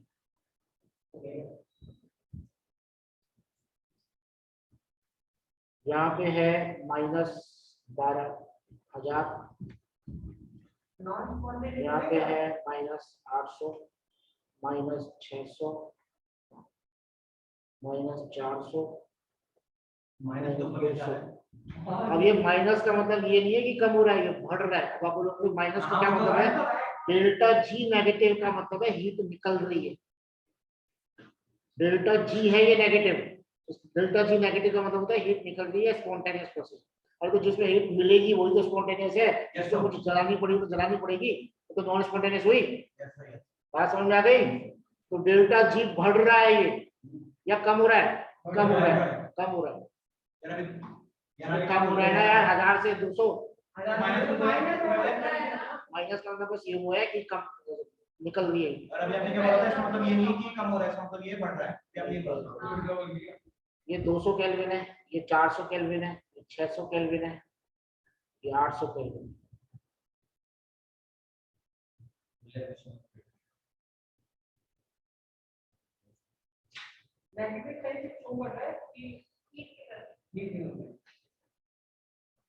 इस वाली ग्राफ को ढंग से बनाना, जो मैं बना रहा हूँ वैसे ऐसे बनाना। आप टेढ़ा बनाया? अरे जैसे मैंने बनाया वैसे बना यार, तुम कुछ नहीं बना। टेढ़ा बनाया तो जैसे बना रहा हूँ वैसे बना, और ज्यादा अच्छा बनाना है किताब में देख लेना। अभी गूगल खोल और एलिंगम डायग्राम देख, सीधा ग्राफ बन जाएगा।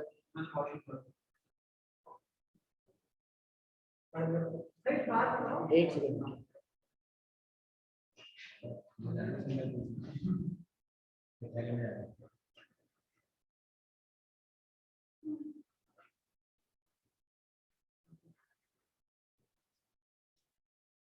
ये इतना बनाओ। हाँ ये 1000 से नीचे है ना एल्यूमिनियम। हाँ बना ले, वो इससे कुछ ज्यादा हो। फिर उसके बाद है जाना है तो आधा घंटा हो चुका। रिकॉर्डिंग भेज दूंगा, रिकॉर्डिंग देखना, मुझे मैसेज कर देना व्हाट्सएप पे, नंबर ले लूंगा। रिकॉर्ड किया, किसी के पास नंबर होगा ना उसको लिंक भेज देना, बस टारगेट कर देना।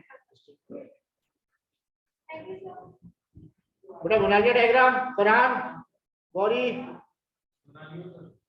हाँ सर। Yes sir. चलो बेटा ग्राफ उसको समझेंगे, अब इस डायग्राम को समझेंगे, इस ग्राफ को समझेंगे बेटा, समझना बेटा। बहुत बहुत कठिन है, समझ में आता नहीं। कठिन ही बोलेंगे। हाँ कठिन ही है, कठिन तो बोलेंगे।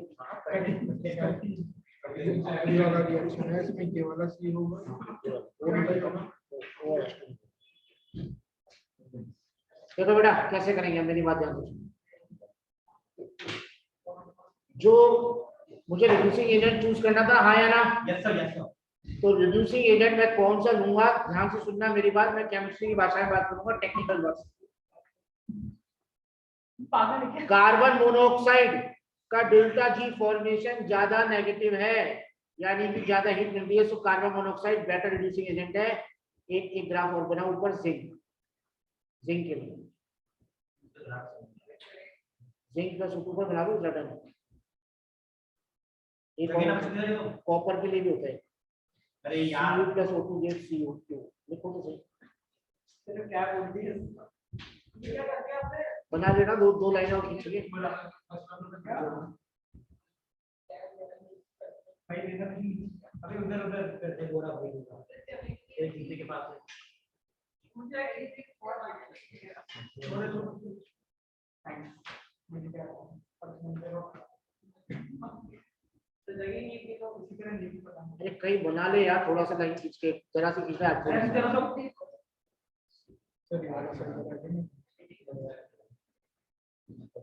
सर एक बात बताओ, जो है जूल वाला निकलता है, तो सीओ के पास है वो नहीं निकलता।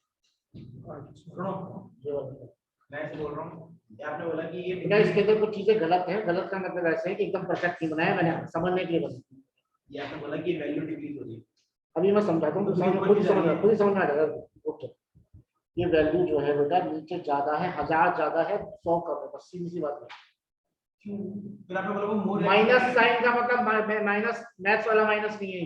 अबे हीट निकल रही है बस हीट निकल रही है तो डेल्टा जी और डेल्टा एच माइनस लिखता है ना। वो ज्यादा इलेक्ट्रोनेगेटिव है। अभी आपने वो ज्यादा कौन इलेक्ट्रोनेगेटिव का बोला? ज्यादा नेगेटिव। अब मेरी बात सुनो, तो जो जिसमें वैल्यू डेल्टा जी ज्यादा नेगेटिव होगी, ज्यादा नेगेटिव का मतलब ज्यादा हीट मिल रही है, उसका डेल्टा जी फॉर्मेशन ज्यादा है, वो ज्यादा अच्छा रिड्यूसिंग एजेंट है। सुन, कुछ समझ में नहीं आएगा, फिर से बोल रहा हूँ, रिपीट कर रहा हूँ, सुन लेना ध्यान से। जो नीचे आ रहा है, ठीक है, जिसका डेल्टा जी फॉर्मेशन ज्यादा नेगेटिव हो, वो ज्यादा अच्छा रिड्यूसिंग एजेंट होता है। तो मुझे कॉपर के लिए जिंक, कार्बन मोनोऑक्साइड कौन सा अच्छा रिड्यूसिंग एजेंट है? कार्बन मोनोऑक्साइड अच्छा होगा, क्योंकि इसका डेल्टा जी फॉर्मेशन ऑक्साइड का ज्यादा नेगेटिव है। कुछ समझ में आया क्या? नहीं आया।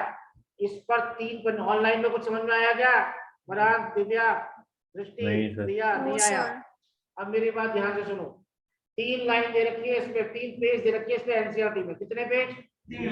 मेरे नोट्स में भी आपको 3 से 4 पेज मिल जाएंगे, 3 से 4 पेज। पर इन सबको मैं आज एक लाइन में एक्सप्लेन कर दूंगा। किसके अंदर? एक लाइन। जैसे गीता कितना बड़ा ग्रंथ है, पर क्या है उसका फल? कर्म करो, फल की चिंता मत करो। सार उसका यही है, पूरी गीता पढ़ोगे इतना से समझ लो, कर्म करो, फल की चिंता मत करो। ऐसे 3 पन्ने का इसमें एक्सप्लेन कर रखा है। किसी में एनसीईआरटी है क्या? फर्स्ट पार्ट में दिखा दूं तुम्हें, पीडीएफ में देख लो, 3-4 पन्ने दे रखे। मैं एक लाइन में मतलब समझाऊंगा इसका। बिल्कुल सर, बिल्कुल। जो लाइन नीचे आ रही है, हाँ, वो ज्यादा अच्छा रिड्यूसिंग एजेंट होता है। तो बताओ मुझे, एमजी ज्यादा अच्छा है या एल अच्छा? कार्बन अच्छा है या कार्बन मोनोऑक्साइड अच्छा? कॉपर अच्छा है या जिंक अच्छा? जिसकी लाइन नीचे आती है वो अच्छा रिड्यूसिंग एजेंट होता है। मैंने पहले क्यों नहीं बताई ये बात? तो तुम्हें पता कैसे चलता है? इतनी बड़ी बात बताई सर। उसका देखो कंक्लूजन, मेटल चैप्टर ही ना सर, आपको देख के मुझे बात आ रही है। The metal present on lower curve, the metal present on lower curve, balance carbon balance 5 prove है। Metal present on lower curve is a better reducing agent.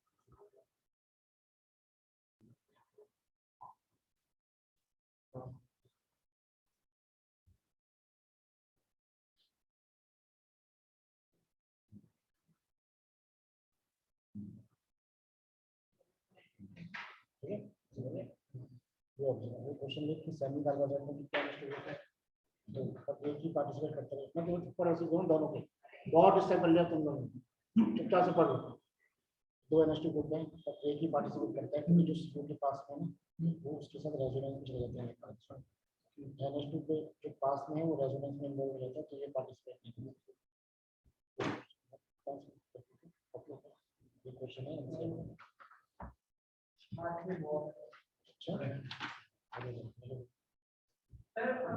घर पे डिजाइन कर लेंगे, मतलब रिविजन में जो रहा है।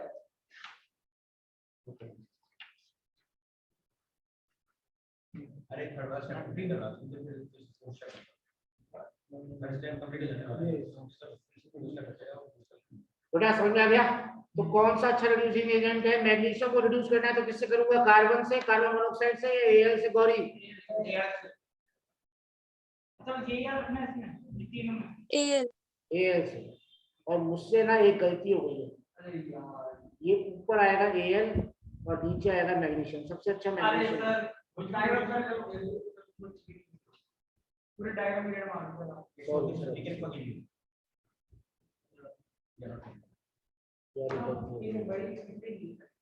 कैसे क्वेश्चन को लेकर? अब मेरी बात ध्यान से सुनो। सबसे अच्छा रिड्यूसिंग एजेंट कौन सा है? मैग्नीशियम। पूरी केमिस्ट्री में सबसे अच्छा रिड्यूसिंग एजेंट कौन सा है? लेकिन इसको यूज नहीं करते क्योंकि ये महंगा है, अनइकोनॉमिकल है। ये क्वेश्चन है एनसीईआरटी में, लिखेंगे नहीं समझदार के लिए इसका काम। इस टेम्परेचर के बाद क्या मैग्नीशियम अच्छा रिड्यूसिंग एजेंट है या एल्यूमिनियम अच्छा हुआ? क्योंकि एल्यूमिनियम की लाइन नीचे हो गई तो एल्यूमिनियम अच्छा रिड्यूसिंग एजेंट हो गया। इस टेम्परेचर से पहले कौन अच्छा है?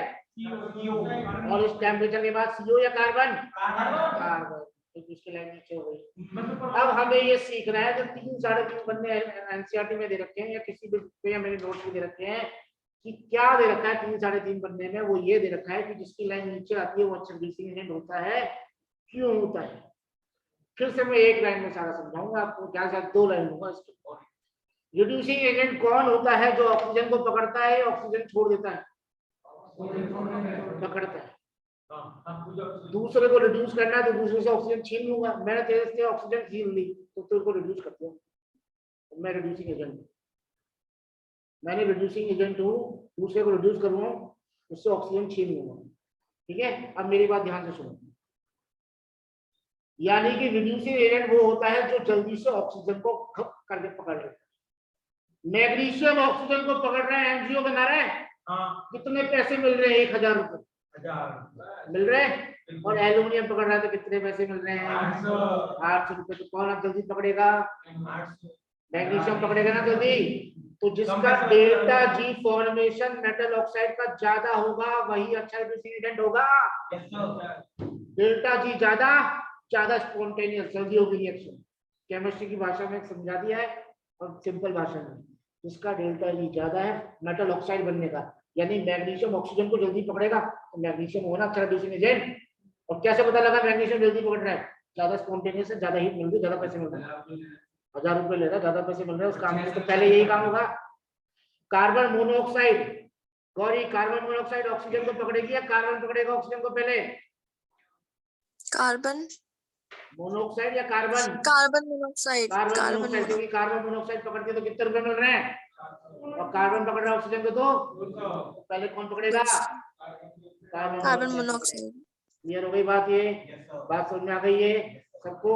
तो हम ये लिखेंगे better reducing agent because delta G formation for lower elements, delta G formation for metal oxide of lower elements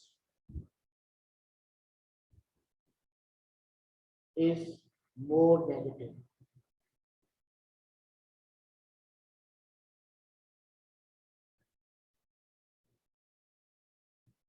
answer क्या होगा? बगल वाला then to go closer to sphere that is what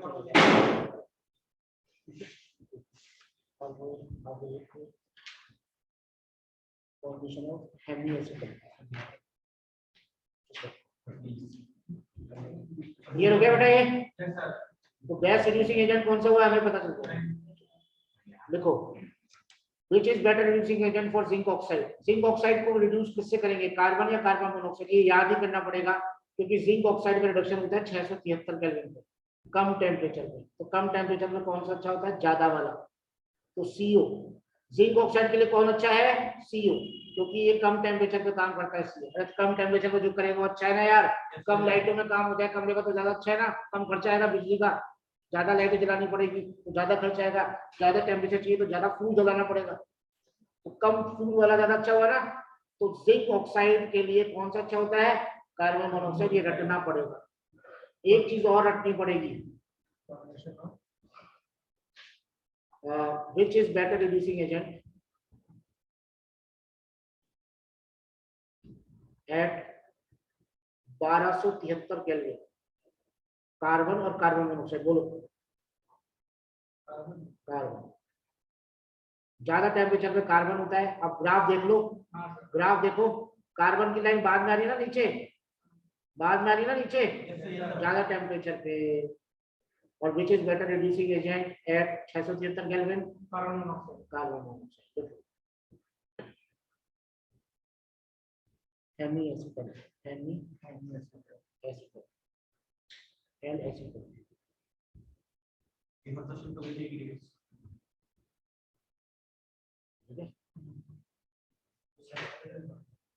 अब लिखो बेटा, ये हमने कर लिया, रिडक्शन कर लिया। रिडक्शन के बाद हम पढ़ रहे हैं, रिडक्शन सारा हो गया। अब लिखो हेडिंग मेटलर्जी ऑफ आयरन, अलग से पढ़ेंगे फिर फोर स्टेप वो बाद में, रिफाइनिंग बाद में। आयरन की, कॉपर की और एल्यूमिनियम की मेटलर्जी पढ़ने के बाद रिफाइनिंग कंटिन्यूशन में करें, इसी में ही करते हैं, ऐसे ही करते एक मिनट सर आपको हैं। एसिटल, एसिटल, ये कार्बोनाइल लेते हैं, हाँ इसका करते हैं अल्कोहल, हाँ देने से माइनस, देने से प्लस, हाँ आर माइनस एच प्लस, ठीक है। प्लस पे क्या गिरेगा, माइनस ओ, जो को गिरेगा एच, ये बन गया एच। एक अल्कोहल का मॉलिक्यूल दिया तो एच, एक मॉलिक्यूल दिया, एक और लेने के लिए दो मॉलिक्यूल चाहिए, हाँ अब बन जाएगा एसिटल, एसिटल हो जाएगा, हाँ और मुझे सी ओ आर है, हाँ फिर पे भी आर रख देना, ये है एसिटल। तो मैंने करेंगे CH3CH2, हाँ कैसे कोड यूज करना, CH3OH के एक मॉलिक्यूल से पहले हेमिसिकल बनाएंगे, उसका दूसरे मॉलिक्यूल से बनाएंगे कैसे। चलिए लिखे बेटा metallurgy of iron.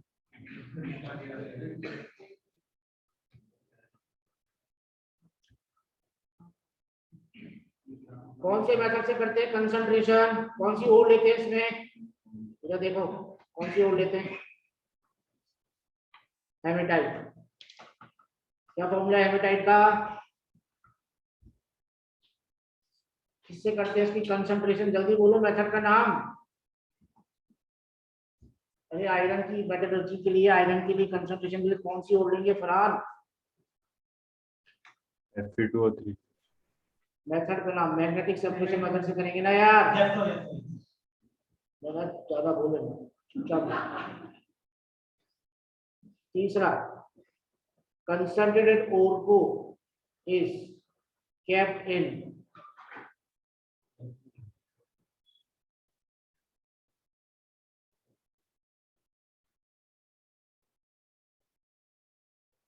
blast furnace,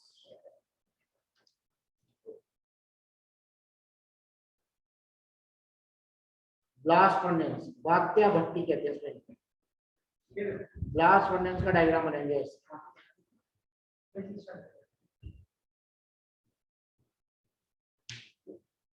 चला दो तुम यार, 1.5 घंटे तो ले नहीं पाते, तो कहाँ होंगे अभी तक, अभी तक क्या कर रहे थे हम, इतनी देर से आप क्या कर रहे थे। अरे अभी क्या कर रही थी, क्लास उठने के बाद ही पूछ रहे थे। 50 मिनट क्या किया आपने,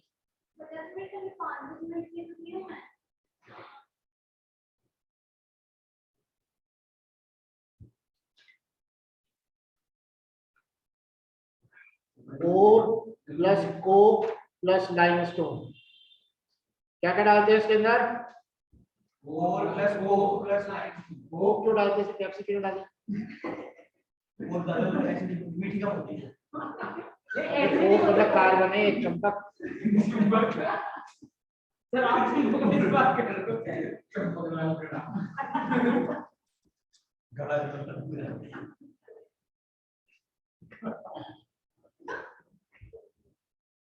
ये सर पतंग आती है ना, वो सर लाल वो दीवार पे लगा के लाइट ये कंटेंट की तो ओल्ड है ना कंटेंट हाँ 2020 के ये लग रहा है ये है स्लैग स्टैग और ये मोल्टन आयरन। 2020 देखो ये टेम्परेचर याद करने की ज्यादा जरूरत नहीं है, और ध्यान रखना तो ध्यान से याद होगा थोड़ा सा ध्यान रखना कि बढ़ रहा है टेम्परेचर, अच्छा वैसे ना ठीक है ना? आप मतलब मैं है? आप कैमरा सिलेक्शन हो गया है एओडी डिफरेंशिएशन इस सब को पढ़ाई मेन तो एओडी है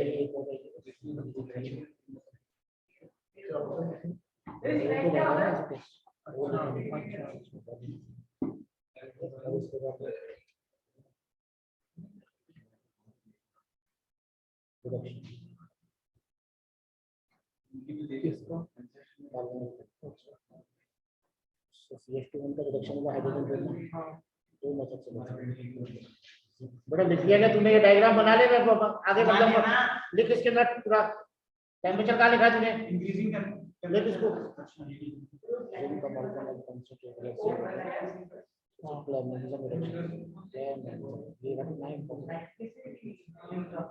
अरे सीओ के ही क्या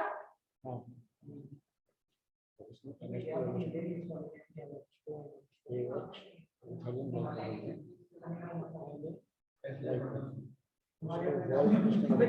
वाले में जुड़े जुड़ते हैं आपके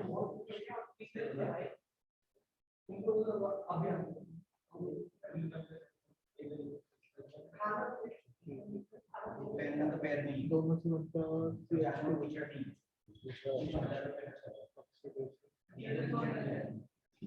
देखो बेटा आगे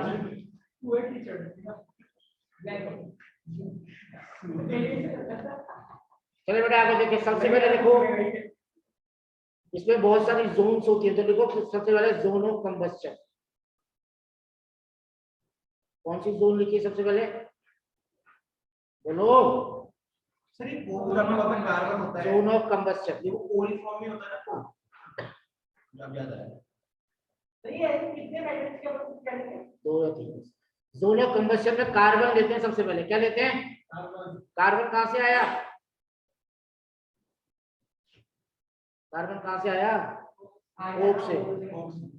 CO प्लस O2 CO बनी और हीट प्रोड्यूस हुई। CO2 बनी और हीट प्रोड्यूस हुई। सुनो मेरी बात, ध्यान से सुनना। यहां से आपने कोक डाला, कोक ऑक्सीजन से कंबाइन हुआ यहाँ पे और CO2 बन गई और हीट प्रोड्यूस हो गई। हाँ या ना? फिर से वो सृष्टि क्या हुआ? हाँ से कंबाइन होकर क्या बन गई? हीट निकल गई। ये हीट इसलिए ज्यादा टेम्परेचर है। फिर ये CO2 जो बनी ना वो उड़ के वापस ऊपर चली जाती है। कहाँ चली जाती है? तो अब जोन ऑफ रिडक्शन नहीं, zone of heat absorption.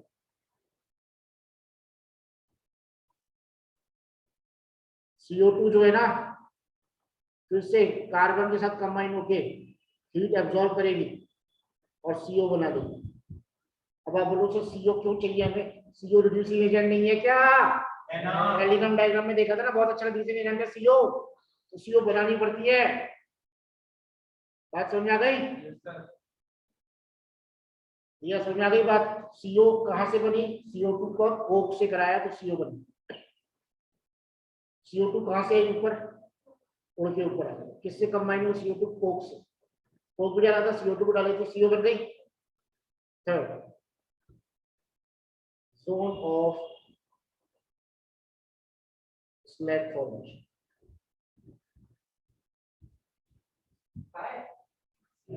Slag, slag को हिंदी में कहते हैं धातु मल, मेटल की पोटी, मेटल की गंदगी। जस्ट नाम बस लेगा ना बार बार और क्या समझ में आता है। अब देखो बेटा स्लैग किसे कहते हैं? आप लोगों ने यहाँ पे क्या डाला था, लाइमस्टोन। लाइमस्टोन क्यों डाला आप लोगों ने, ताकि लाइमस्टोन टूट जाए किसके अंदर, CaO और CO2। अब आप बोलोगे सर CaO मिल गया, इससे हमने क्या उखाड़ लिया, इससे हमने ये उखाड़ लिया कि SiO2 होती है गैंग। गैंग हर मेटल में मिलेगी, क्योंकि ये तो मिट्टी है, मिट्टी तो सब जगह मिलेगी। हर मेटल के अंदर थोड़ी सी मिट्टी रह गई है, कंसंट्रेशन के बाद भी सारी मिट्टी साफ नहीं होती। अब इस मिट्टी को मेटल के अंदर से कैसे निकालूंगा, अपने आप नहीं आती। मछली पड़ी है पानी में, बाहर निकालना है तो दाना डालूंगा कि नहीं डालूंगा, दाना डाला, बाहर क्या आया, मछली आई, दाना आया, मछली पर दाना आया,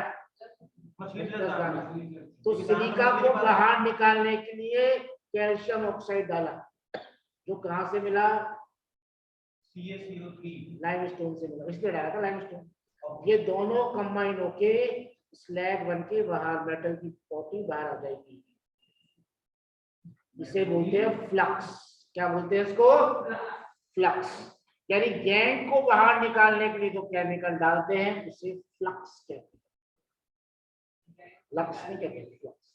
गैंग को बाहर निकालने के लिए जो केमिकल डालते हैं उसे फ्लक्स कहते हैं। डालते थोड़ी इसलिए तो क्या डालना पड़ा, डालना पड़ा ऑक्सीडेशन। तो मतलब ये CaO अलग से ऑब्टेन करके फिर वापस से डाला है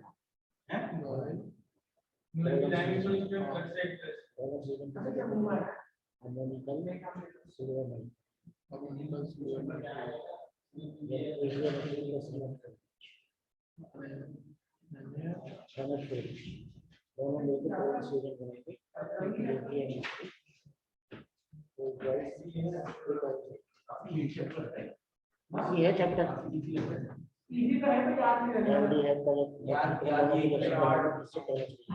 ये है इजी था आता नहीं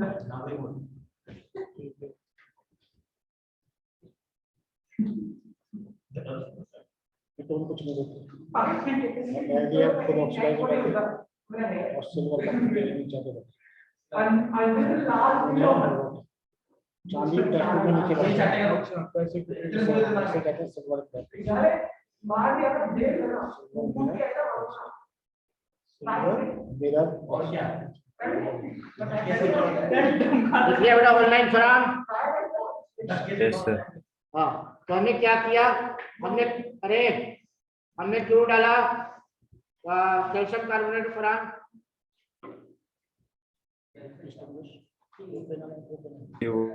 वो आके गैंग को निकाल ले। हाँ अब सर मैंने तीन डेफिनेशन लिखा था लाइमस्टोन हमने डाला ताकि लाइमस्टोन टूट के क्या बना ले,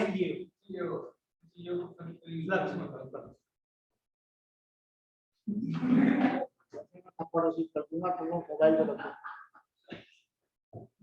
लाइमस्टोन टूट के क्या बनाएगा, CaO फ्लक्स। फ्लक्स गैंग के साथ कंबाइन होगा और स्लैग बनने के बाद गैंग अपने आप नहीं आएगी, गैंग अपने आप नहीं आएगी, उसको क्या करना पड़ेगा, फ्लक्स डालना पड़ेगा। स्लैग काम तो होता है, धातु मल काम की। ये काम है मिट्टी का अभी पूरी पूरा इसलिए पूछ रहा हूं। अब मेरी बात ध्यान से सुनो, क्लियर हो गया ये, इसलिए इसको जोन ऑफ स्लैग फॉर्मेशन कहते हैं। क्लियर हो गई, स्लैग किससे बनती है, गैंग प्लस फ्लक्स से। फोर्थ और लास्ट जोन ऑफ रिडक्शन। हाँ, चोर को पकड़ने के लिए पुलिस डाल देते हैं। वाह वाह वाह तो बेटा हेमेटाइट थी, रिड्यूसिंग एजेंट कौन सा बना, अरे कौन सा बना रिड्यूसिंग एजेंट, CO बना ना, CO रिड्यूसिंग एजेंट कैसे बना, कोक ने पहले ऑक्सीजन से CO2 बनाई, तो CO2 वापस कार्बन से कंबाइन होकर CO बनी। ये CO ने क्या किया, CO2 ऑब्टेन करके बाहर निकल गई, बन गया Fe3O4। और अभी वो तो मिला नहीं, फिर Fe3O4 का वापस से करता हूँ कार्बन मोनोऑक्साइड से Fe और CO2 बाहर। तो अच्छा हुआ कि नहीं हुआ, मिल गया आयरन, वापस से करते हैं, 2 बार करते हैं CO से इसका।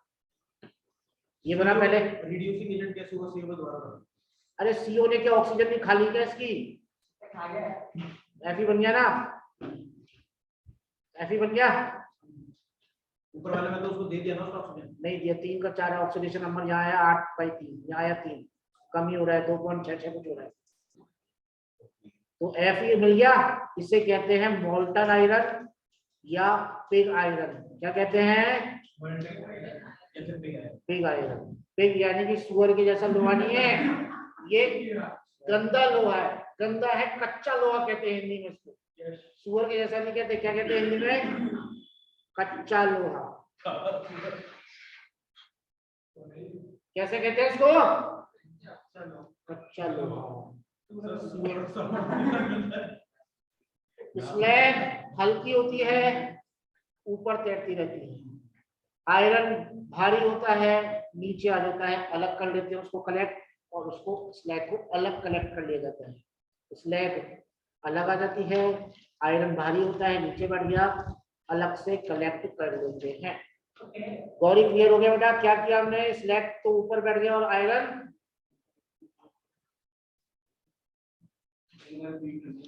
नहीं कर रहा। बात क्या करूं मैं, क्या करूं? फरहान, स्लैग तो ऊपर आ गया और आयरन, मोल्टन आयरन नीचे आ गया। हाँ, जो मोल्टन आयरन नीचे है उसे क्या बोलते हैं उत्कर्ष?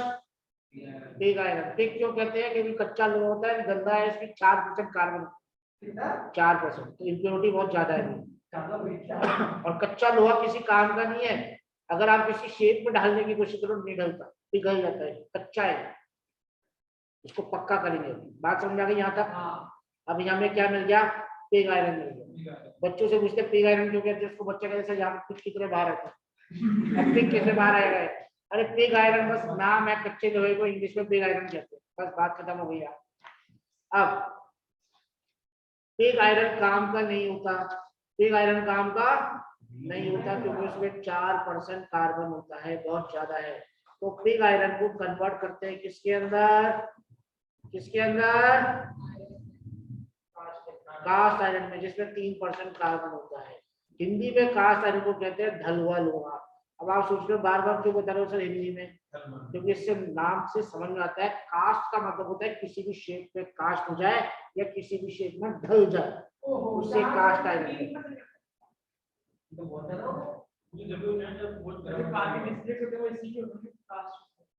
क्या?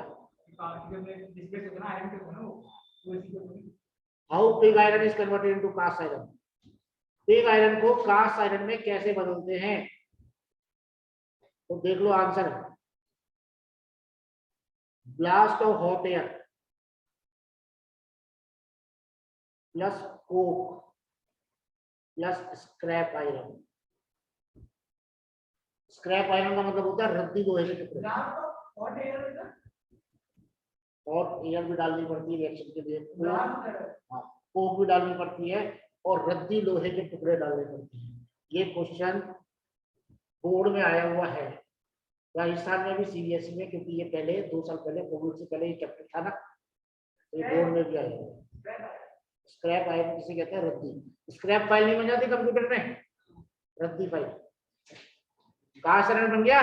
तो क्या कास्ट आयरन प्योर आयरन है क्या? नहीं है। इसमें कितने % कार्बन है? 3%। हमें तो कितना चाहिए? 1% से ज्यादा नहीं होना चाहिए। तो अब कास्ट आयरन को कन्वर्ट करते हैं किसके अंदर? रॉट आयरन में। How cast iron is converted to wrought iron?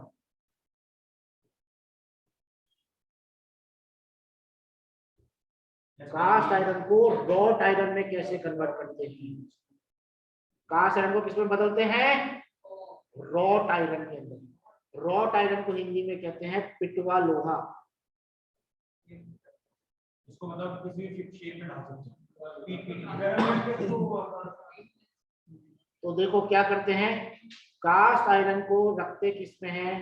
स्कैप्ड in रिवर बैरेटरी फर्नेस। ऐसे देखो, cast iron is kept in रिवर furnace furnace.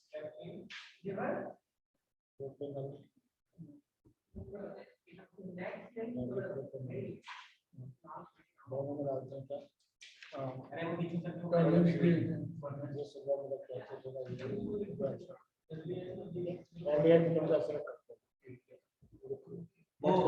by Fehling solution.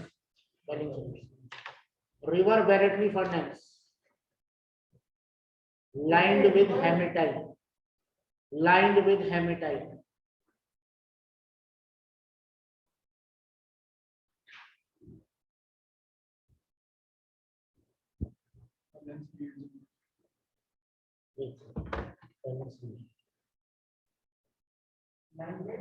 Hematite.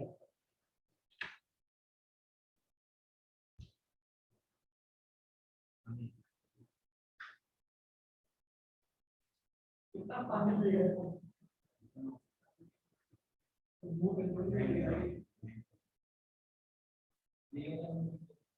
अबे हम ठीक कर रहे हैं एक सेकंड पढ़ ही रहा है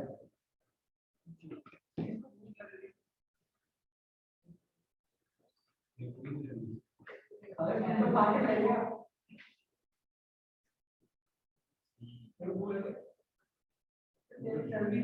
बेटा तुम चुप नहीं रह सकते क्या? यहाँ पर देखो तेरा बहुत देखो ये रिवर बैटरी फर्नेस बना लिया रिवर बैटरी फर्नेस। इसकी लाइनिंग करती है हेमेटाइट से। इससे लाइनिंग करती है इसकी हेमेटाइट से। यहाँ पर आपने क्या रख दिया? Cast iron. किसको रख दिया? क्या हुआ कास्ट आयरन को रखने से? यहाँ पे कास्ट आयरन में क्या था? कार्बन था। ये हेमेटाइट से कंबाइन होगा और क्या बन जाएगा? CO। सुना तो है तूने, लाइनिंग करिए Fe2O3 हेमेटाइट। लाइनिंग कैसे मतलब? अरे यार लाइनिंग कर दी। लाइनिंग कैसे करते हैं? लाइनिंग भट्टी के चारों तरफ लगा दिया हेमेटाइट।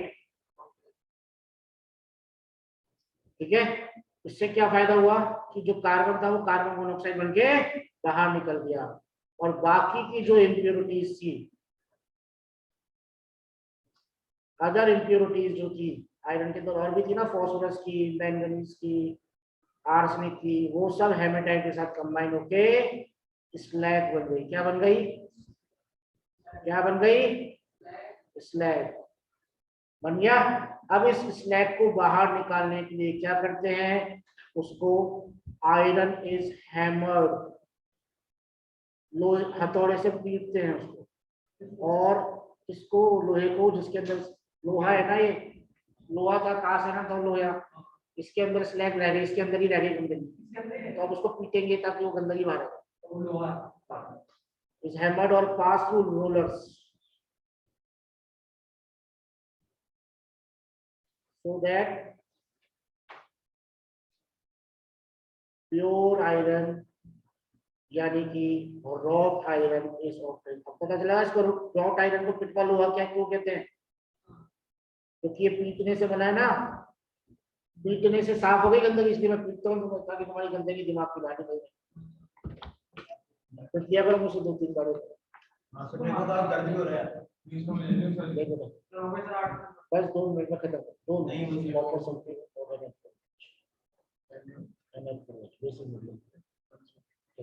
दो चीजों का बनता है सॉल्यूशन ए और पहले लिख लो इसको। सॉल्यूशन ए को कहते हैं कॉपर सल्फेट और सॉल्यूशन बी को कहते हैं sodium potassium carbonate. Sodium potassium carbonate बाहर लिख के देखो कॉपर प्लस 4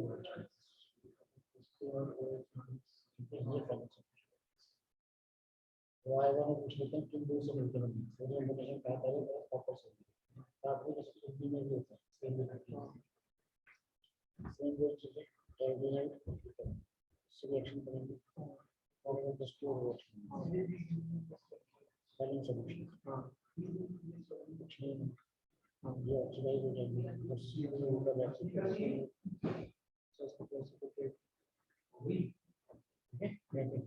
ना डिस्टिंग्विश। बस बेटा 2 मिनट में खत्म कर रहे हैं। लिख लो, लिख लिया? रॉट एफ की कंसंट्रेशन 1% होती है बहुत कम। तो what is the purest form of iron? क्या बोलते हैं उसको? रॉट एफ की रॉट है।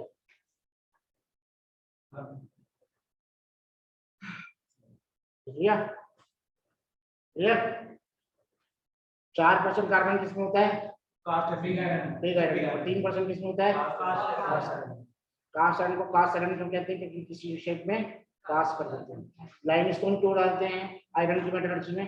ताकि उससे मजबूत आयरन ऐसे निकाल ताकि उससे कैल्शियम ऑक्साइड बन जाए जो फ्लक्स का काम करती है और गैंग के साथ कंबाइन होके स्लैग बन के बाहर CaSiO कैल्शियम सके। ठीक है। सिलिकॉन कोक क्यों डालते हैं? ताकि वो कार्बन डाइऑक्साइड और कार्बन मोनोऑक्साइड बनाए जो कि रिड्यूसिंग एजेंट का काम करते हैं। अच्छा, कास्ट आयरन से रॉट आयरन मिलता है तो मुझे किस पे डालना पड़ता है उसको? Reverberatory furnace. किससे लाइनिंग करते हैं रिवर्बरेटरी फर्नेस की? क्यों करते हैं उससे? हेमाटाइट से, ताकि सारी इम्प्योरिटीज जो है कार्बन की तो ऑक्साइड बन के निकल जाए और बाकी की इम्प्योरिटी हेमाटाइट से कंबाइन होकर स्लैग बन जाए। और स्लैग को कैसे निकालते हैं? हैमरिंग से या रोलर से पास कर देते हैं। गन्ने की मशीन में निकालते हैं ना, गन्ने की मशीन से सारी गंदगी बाहर प्योर आयरन मिल जाए। इसको क्या बोलते हैं? Wrought iron. हिंदी में पिटवा लो। चले बेटा, परसों एक चैप्टर खल्लास।